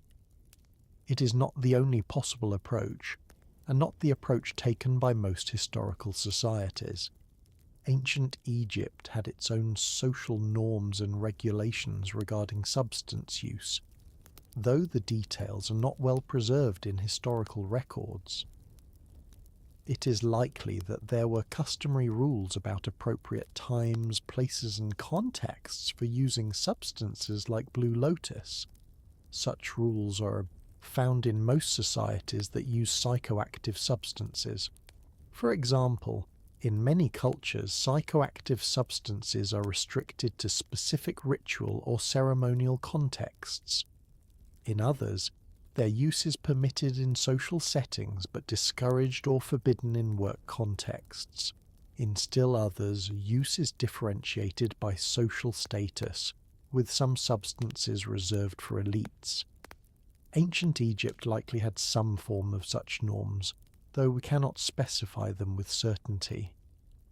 Amenhotep, in using blue lotus wine in his home in the evening, was presumably acting within acceptable social norms. If such use were considered inappropriate, it is unlikely he would have done so, or at least unlikely he would have done so openly in a way that could be observed by others, including his wife. his wife Nefertiti participated in preparing the Blue Lotus wine, which further suggests this was a normal, accepted activity. If there were strong taboos against such use, one would expect more secrecy or evidence of social sanctions. The casual, routine nature of the activity, as described earlier, suggests it was unremarkable in its social context. This is an important point about understanding historical practices. Things that seem notable or unusual to us may have been completely ordinary to people in their past. Conversely, things we find ordinary might have seemed strange or significant to ancient people. Cultural norms and values change over time and vary across societies. To truly understand ancient Egyptian use of substances like Blue Lotus, we need to set aside our modern assumptions and try to understand the practice within its own context. We need to recognize that ancient Egyptians were making sense of their world using the conceptual frameworks and knowledge available to them, just as we do with our own frameworks and knowledge. This kind of cultural relativism does not mean that all practices are equally valid or that we cannot make ethical judgments. It simply means that we should try to understand before we judge, and we should recognize that our own perspectives are also culturally situated and not neutral or universal. Returning to the specific evening we have been describing in such exhaustive detail, we left Amenhotep in a state of relaxation after consuming Blue Lotus wine. Hours have passed in the narrative. The night has progressed. He has slept and woken, and a new day has begun. This new day would unfold much like the previous day, with work in the fields, meals, and eventually another evening. The repetitiveness of daily life in ancient Egypt is itself noteworthy. For most people, most of the time, life consisted of familiar routines repeated day after day, season after season, year after year. There were occasional disruptions, festivals, weddings, funerals, journeys, illnesses, accidents, but the general pattern remained stable. This stability was both a strength and a limitation. It provided security and predictability. People knew what to expect and how to meet their needs. Social roles were clear. The cosmos seemed ordered and comprehensible. However, it also limited possibilities for change, innovation, and individual self-determination. Modern life, in contrast, is characterized by rapid change and uncertainty. Technology evolves quickly. Social norms shift. Economic conditions fluctuate. Geographic mobility is high. This creates opportunities for innovation and personal reinvention, but also generates anxiety and instability. Neither the ancient pattern nor the modern pattern is inherently superior. Each has advantages and disadvantages. Each suits different human needs and values. Understanding both helps us appreciate the range of human possibility and perhaps make more informed choices about how we want to structure our own lives and societies. The use of substances like Blue Lotus can be understood in this context. In a stable, routine-oriented society, such substances might provide a valued form of temporary change or escape. They offer a break from ordinary consciousness and ordinary concerns. They might facilitate social bonding, religious experience, or simply relaxation and pleasure. These functions remain relevant in modern societies, which is why substance use continues despite legal prohibitions and health warnings. Humans seem to have a persistent interest in altering consciousness, whether through psychoactive substances, meditation, music, dance, or other means. This interest appears across cultures and time periods. Some scholars have argued that this drive to alter consciousness is as fundamental to human nature as the drive to seek out new experiences, to create art, or to form communities. Whether or not this is precisely true, the cross-cultural prevalence of practices aimed at altering consciousness suggests there is something important here about human psychology and human needs. Ancient Egyptians, in using Blue Lotus and other substances, were engaging with these fundamental aspects of human nature. They were not doing something bizarre or incomprehensible. They were doing something that made sense within their cultural context and that served various personal and social functions. For Amenhotep specifically, drinking Blue Lotus wine might have served multiple purposes. It might have helped him relax after a day of physical labor. It might have been a pleasant social activity to share with his wife. It might have had spiritual significance. It might simply have tasted good and made him feel good. Motivations are often mixed and not fully conscious even to the person experiencing them. Whatever Amenhotep's specific motivations, the practice of using Blue Lotus was part of the larger fabric of ancient Egyptian life. It connected him to his ancestors who had used the same plant. It connected him to his contemporaries who engaged in similar practices. It connected him to the natural environment from which the plant grew. It connected him to the divine realm with which the plant was associated. These connections, these threads binding individual to society, to nature and to cosmos, are part of what makes human life meaningful. We are social creatures who need to feel part of something larger than ourselves. Ancient religions, with their rituals, symbols, and shared practices, provided frameworks for creating and experiencing these connections. Modern secular societies have found new ways to create meaning and connection, but the basic human need remains. We still seek to understand our place in the world. We still seek community and shared purpose. We still seek experiences that lift us out of our ordinary concerns and give us perspective or transcendence. Blue Lotus in ancient Egypt was one small part of a larger system of meaning-making. It was a plant, yes, with specific chemical compounds that had specific effects on the brain. But it was also a symbol, a ritual object, a connection to the divine, a source of beauty and fragrance, and a component of social practices. To reduce it to merely a drug that ancient Egyptians used to get high would be to miss most of what made it significant. At the same time, to ignore its psychoactive properties would also be incomplete.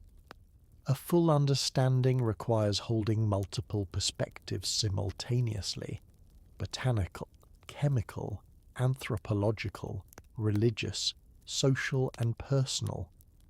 This kind of multidimensional understanding is challenging. It requires knowledge from multiple disciplines.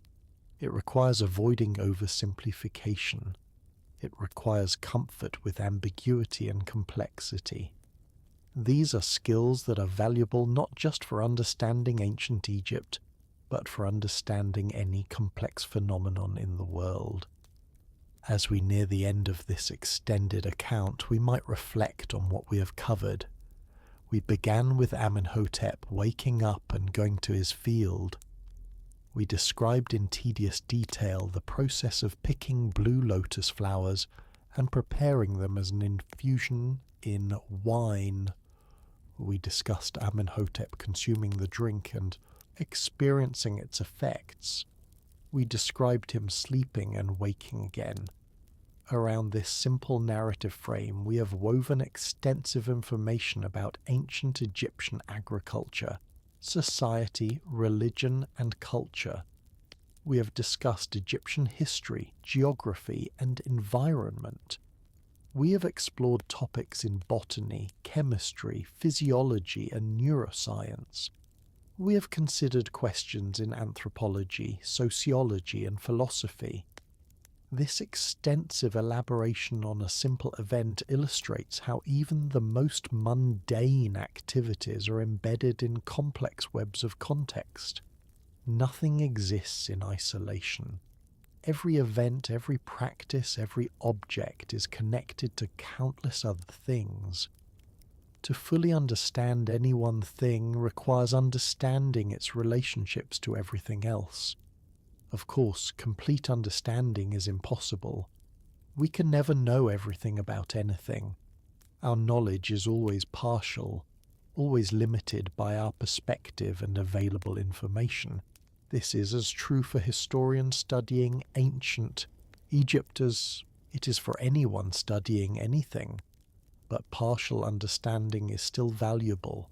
By learning what we can, by gathering evidence, by thinking carefully, and by remaining open to revising our views when new information becomes available, we can develop increasingly sophisticated and accurate understanding of the world, both past and present. The story of Amenhotep and his Blue Lotus wine, as told here, is fictional in its specific details, but based on real historical information about ancient Egypt. There really were farmers named Amenhotep. Blue Lotus really was cultivated and used. Wine really was a common beverage. The daily routines described really were typical of the time and place. By imagining these specific details and placing them in historical context, we can make ancient Egypt more vivid and comprehensible. We can recognize ancient Egyptians not as remote, alien figures, but as human beings with lives, experiences, and concerns that we can relate to despite the vast differences in time, culture, and technology. This capacity to empathize across difference, to recognize common humanity despite different circumstances, is an important skill. It helps us understand history. It helps us understand different cultures in the present. It helps us treat all people with respect and dignity regardless of their background or situation. In conclusion, ancient Egyptians did indeed use psychoactive substances including Blue Lotus.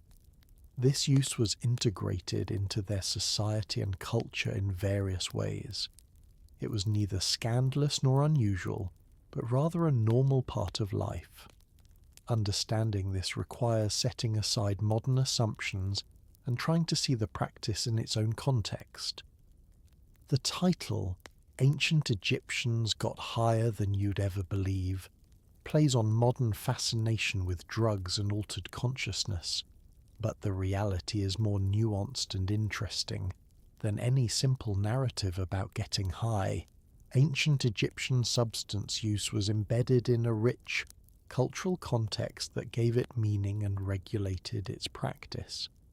By exploring this topic in such detail, we gain insight not just into ancient Egypt, but into human nature, culture, and the many ways that humans have sought to understand and enhance their experience throughout history.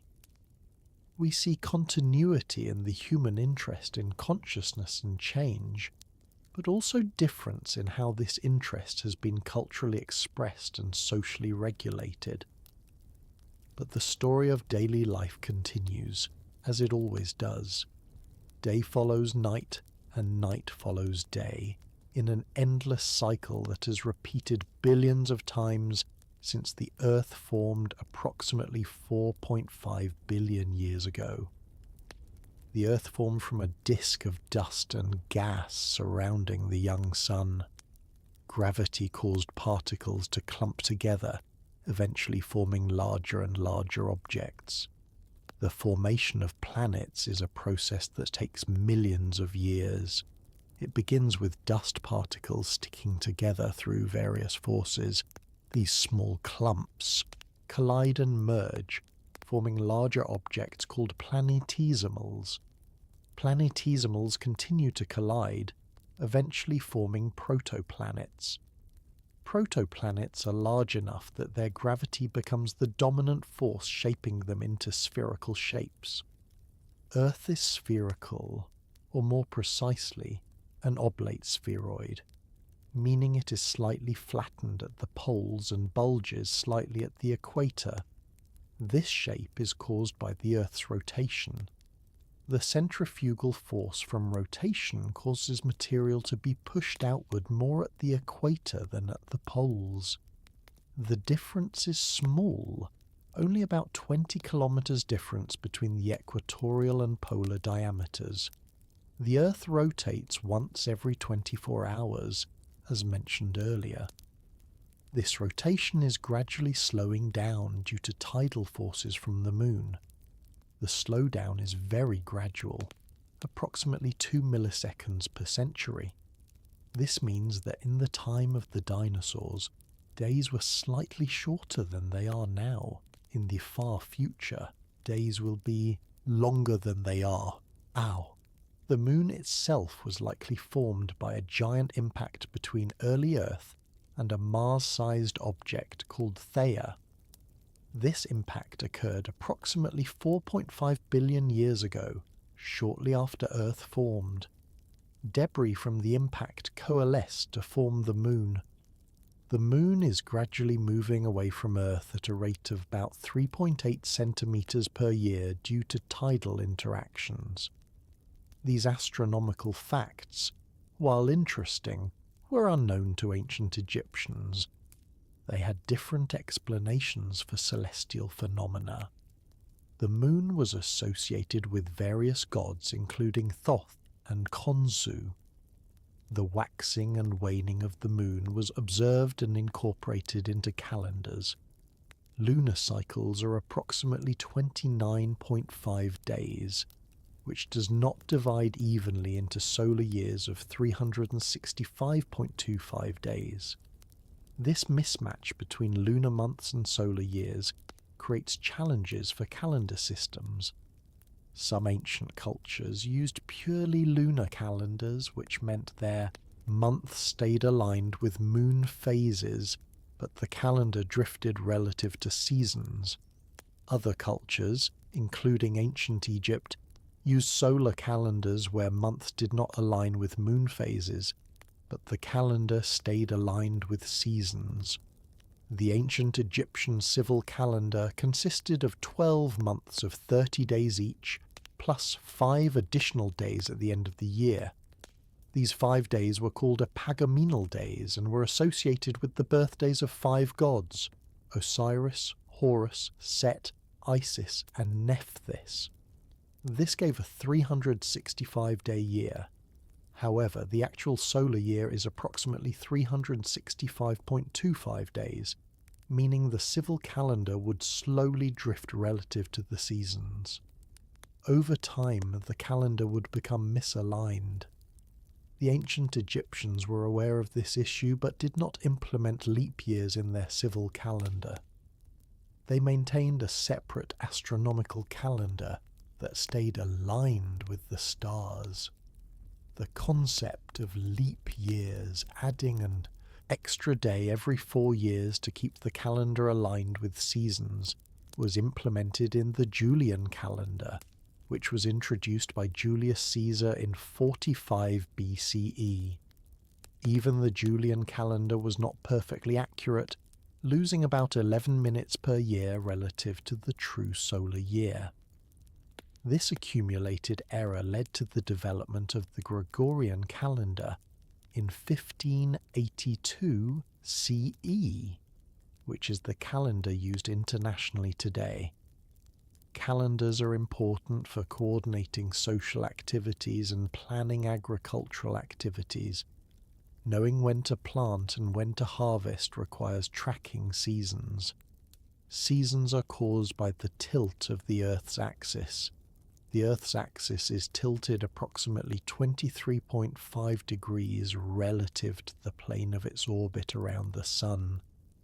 This tilt means that during part of the year, the northern hemisphere is tilted toward the Sun, and receives more direct sunlight, creating summer.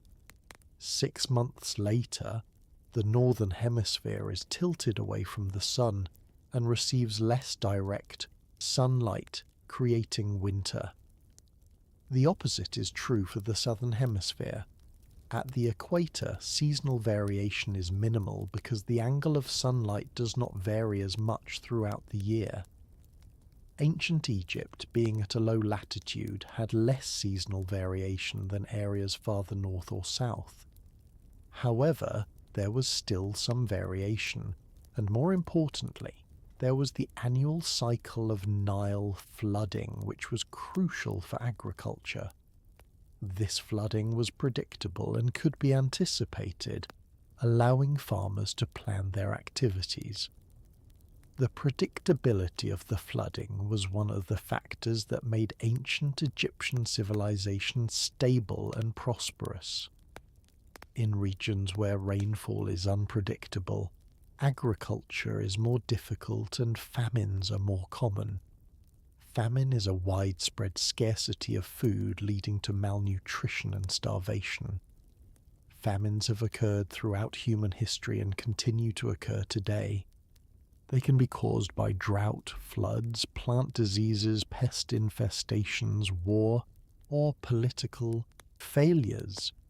Famines have killed millions of people throughout history. Ancient Egypt experienced famines occasionally, despite the general reliability of the Nile. Extended periods of low flooding could lead to crop failures. The story of Joseph in the biblical book of Genesis describes a 7-year famine in Egypt. Though this is a religious text rather than a historical document and its historical accuracy is uncertain. Historical documents from ancient Egypt do record some famines. Inscriptions describe years of low Nile flooding and resulting food shortages. The government maintained granaries as a buffer against bad years. In good years, surplus grain would be stored. In bad years, stored grain would be distributed. This is an early example of government intervention to stabilize food supplies. Food security is a fundamental concern for any society. Without adequate food, people cannot survive, much less pursue other activities like art, science, or philosophy. The development of agriculture made food supplies more reliable than hunting and gathering, but agriculture is still vulnerable to environmental variations and disasters. Modern agriculture has become more productive through technological improvements, including mechanization, fertilizers, pesticides, irrigation systems, and plant breeding. These technologies have dramatically increased yields per acre. However, modern agriculture also faces challenges including soil degradation, water scarcity, pest resistance, and climate change. Climate change refers to long-term changes in temperature and weather patterns. The Earth's climate has varied naturally throughout its history, but current climate change is primarily caused by human activities, particularly the emission of greenhouse gases like carbon dioxide from burning fossil fuels. This is causing global temperatures to rise, leading to various impacts including more extreme weather events and changes in precipitation patterns. Ancient Egyptians did not face climate change caused by human activity because their technology did not emit significant greenhouse gases. However, they did experience natural climate variations. There is evidence that the climate of North Africa has varied over thousands of years, with periods of greater and lesser rainfall. The Sahara Desert was greener in the past, with more vegetation and animal life. The desertification of the Sahara was a gradual process occurring over thousands of years. As the climate became drier, vegetation decreased, which further contributed to drying because plants help retain moisture in soil and contribute to local rainfall through transpiration. This is an example of a positive feedback loop, where an initial change leads to further changes in the same direction. Feedback loops are important in many systems, both natural and artificial. A positive feedback loop amplifies changes, while a negative feedback loop dampens changes. Understanding feedback loops is important for understanding how systems behave and how they respond to perturbations. In the case of climate, there are both positive and negative feedback loops. Ice albedo feedback is a positive feedback. When ice melts, darker surfaces are exposed, which absorb more sunlight, causing more warming, which melts more ice. Cloud feedback is more complex and can work in either direction depending on cloud type and altitude. These complex interactions make climate modelling challenging. Climate models are computer simulations that attempt to reproduce Earth's climate system. They incorporate physics of the atmosphere, oceans, ice, and land surface. They are constantly being refined as scientists gain better understanding and more computational power becomes available. Computational power has increased exponentially over recent decades following Moore's law, which observes that the number of transistors on integrated circuits doubles approximately every 2 years. This has enabled increasingly sophisticated simulations and analyses across many fields of science and engineering. Ancient Egyptians obviously did not have computers. Their calculations were done by hand using arithmetic and geometric methods. Despite this limitation, they achieved remarkable feats of engineering and organization. The construction of pyramids, temples, and irrigation systems required extensive planning and calculation. These structures have lasted for thousands of years. The pyramids at Giza are approximately 4,500 years old and are still standing. They were built from limestone blocks quarried from nearby sites. The blocks were transported using sledges, which would be dragged over sand. Recent experiments suggest that wetting the sand in front of the sledge reduced friction and made dragging easier. The precision of pyramid construction is impressive. The base of the Great Pyramid is level to within a few centimetres over a distance of more than 230 metres. The sides are aligned almost exactly with the cardinal directions. This required careful surveying and measurement.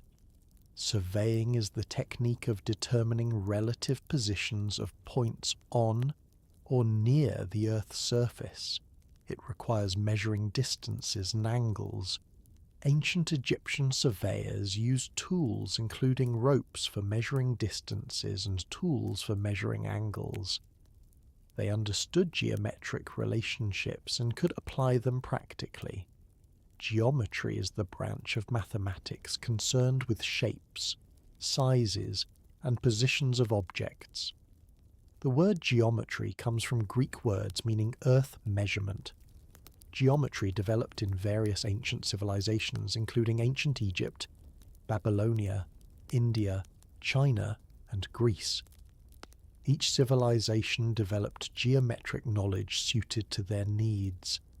In ancient Egypt, geometry was particularly applied to land surveying. After the annual Nile flood, field boundaries would be obscured and would need to be re-established.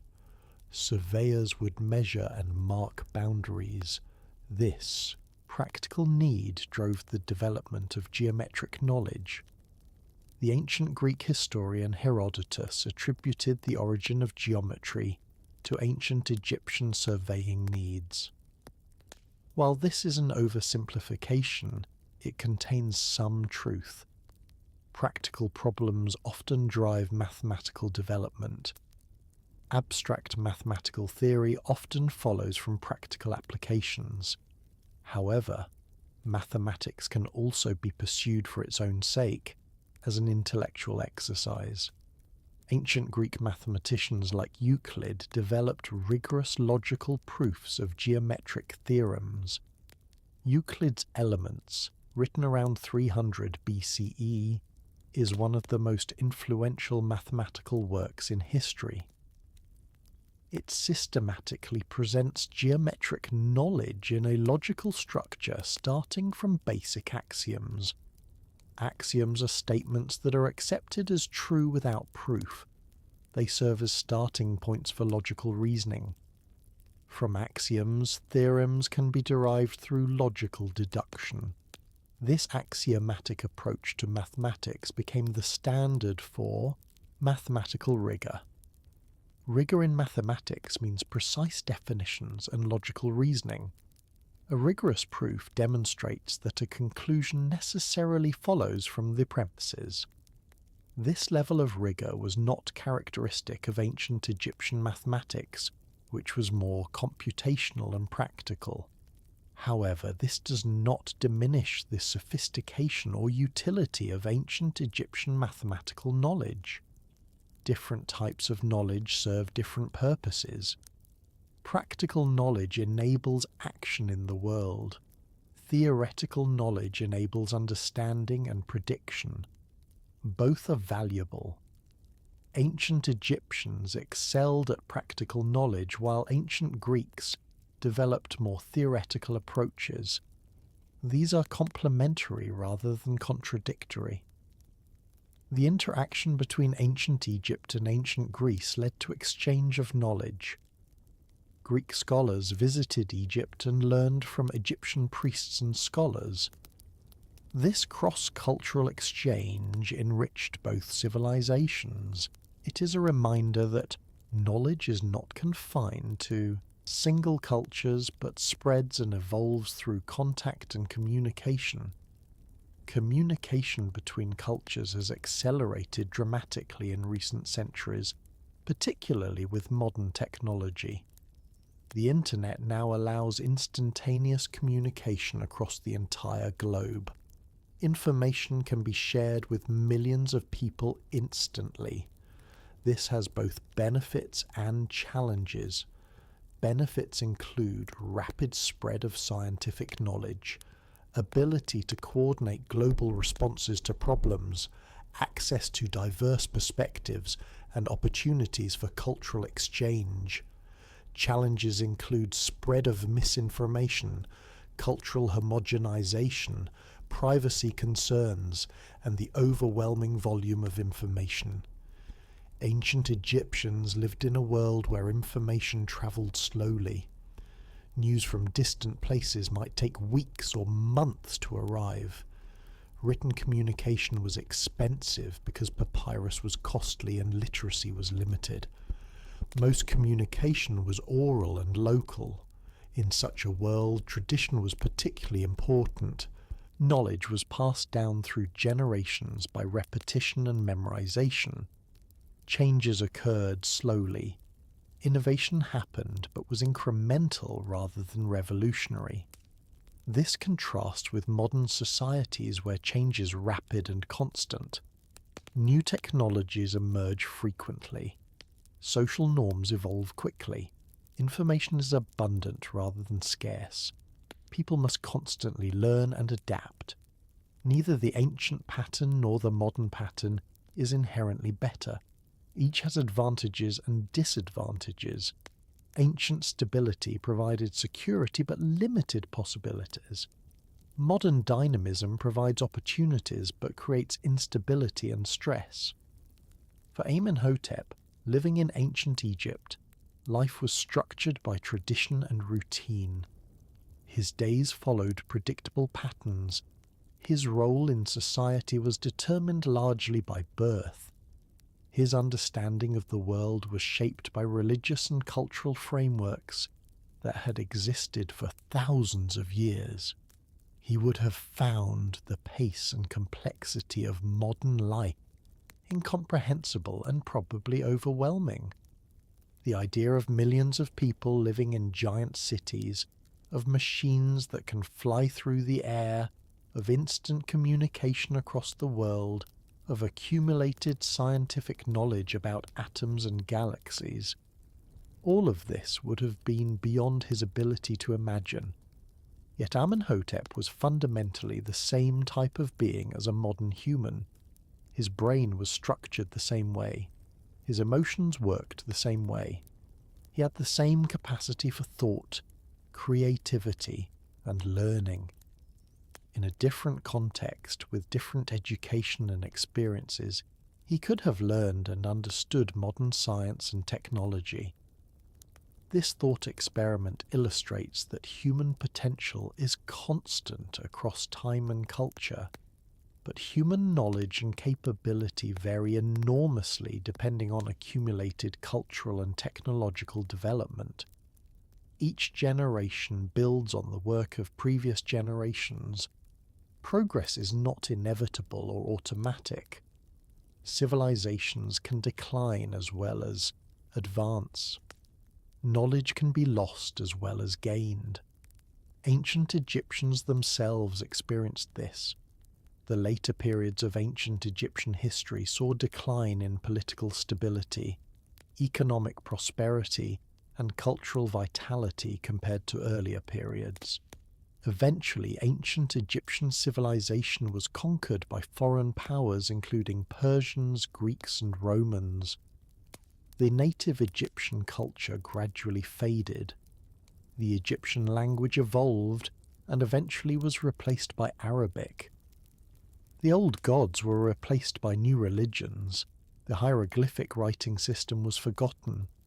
For approximately 1400 years, no one could read hieroglyphs. The ancient Egyptian civilization became mysterious and romantic. The pyramids and temples remained, but their meanings were lost. It was not until the 19th century CE that hieroglyphs were deciphered, allowing direct access to ancient Egyptian texts. This loss and recovery of knowledge is a reminder that human knowledge is fragile. It depends on transmission from generation to generation. If transmission is interrupted, knowledge can be lost. This is why preserving and sharing knowledge is so important. Libraries, museums, schools, and archives serve this preservation function. They maintain knowledge and make it accessible to future generations. The ancient Library of Alexandria in Egypt was one of the great repositories of knowledge in the ancient world. It contained hundreds of thousands of scrolls. Much of this knowledge was lost when the library was destroyed, though the exact circumstances and timing of its destruction are debated. The loss of the Library of Alexandria is often cited as a tragedy for human knowledge. However, it is important to note that knowledge loss was not unique to that event. Many texts from ancient times have been lost simply through the gradual decay of physical materials, through lack of copying, or through changing languages and cultural priorities. What survives from ancient times is only a tiny fraction of what once existed. We have perhaps 1% or less of ancient Greek literature. We have fragments of many texts mentioned in other sources but now lost. The same is true for ancient Egyptian literature and texts. Despite these losses, what survives is still substantial and allows us to understand a great deal about ancient civilizations. Archaeologists continue to make new discoveries. Historians continue to develop new interpretations. Our understanding of ancient Egypt continues to grow and change. One area of ongoing research concerns the substances used by ancient Egyptians, including blue lotus. Chemical analysis of residues in ancient vessels can identify what substances they contained. Analysis of mummified remains can identify what substances people consumed. These scientific techniques are revealing new information about ancient Egyptian life. For example, Recent research has identified residues consistent with blue lotus in some ancient Egyptian vessels used in religious contexts. This provides physical evidence supporting textual and artistic evidence for blue lotus use. Similar research has identified evidence for other substances including wine, beer, and various medicinal plants. These findings confirm that ancient Egyptians had access to and used various psychoactive substances. This was not secret or shameful, but was integrated into their culture. Understanding this requires us to set aside modern assumptions about drugs and intoxication and try to understand these practices in their own cultural context. Culture shapes how substances are understood and used. In some cultures, alcohol consumption is central to social bonding. In others, it is prohibited. In some cultures, cannabis is sacramental. In others, it is illegal. The substances themselves have pharmacological properties, but how these properties are interpreted and valued varies culturally. Ancient Egyptians understood blue lotus within their cultural framework, which included concepts of divine presence, symbolic meanings, medicinal theories, and social customs. This framework was different from modern frameworks, neither better nor worse, just different. The diversity of human cultures is one of humanity's great strengths. Different cultures develop different solutions to human challenges. They generate different forms of art, music, literature, and philosophy. They embody different values and ways of understanding the world. This diversity is valuable and worth preserving and appreciating. At the same time, there are human universals that cross cultural boundaries. All human cultures have language, all have art and music, all have social organization, all have technologies for meeting basic needs, all have beliefs about the nature of reality and meaning of life. These commonalities remind us of our shared humanity. Amenhotep, living thousands of years ago in a radically different culture, was still recognizably human. He worked, ate, slept, interacted with family and community, and sought meaning and satisfaction in life. These basic patterns of human existence are timeless and universal. When he consumed Blue Lotus wine, he was engaging in a practice that served multiple functions: recreational, social, medical, spiritual. He was participating in his culture and connecting with tradition. He was having an experience that was meaningful within his framework of understanding.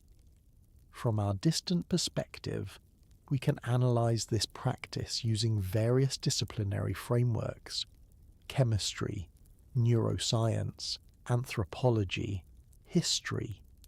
Each framework reveals different aspects of the practice. A complete understanding requires multiple perspectives. This multi-perspectival approach is characteristic of good scholarship. It recognizes that complex phenomena cannot be reduced to single explanations. Reality is multifaceted and requires multifaceted analysis. And so, having explored ancient Egyptian substance use from numerous angles, having digressed into countless topics from astronomy to zoology, having followed the tedious details of daily life in ancient Egypt, having repeated information to the point of absolute monotony, we finally reach a genuine conclusion. The story of Amenhotep and his Blue Lotus wine illustrates how even simple activities are embedded in complex webs of context. It shows how understanding surpassed requires knowledge from many domains. It reminds us that ancient people were full humans with rich lives and experiences, and it demonstrates that human practices, while varying across cultures, often serve similar underlying needs and purposes. Ancient Egyptians got higher than you might believe because they had access to effective psychoactive plants and integrated their use into daily life, religion, and medicine. But this practice was neither scandalous nor incomprehensible. It was a normal part of a complex civilization that lasted 3,000 years and contributed significantly to human cultural development. And with that, this deliberately boring, excessively detailed, repetitively structured account finally, truly, definitely comes to an end. May you sleep soundly, having been thoroughly numbed by ancient history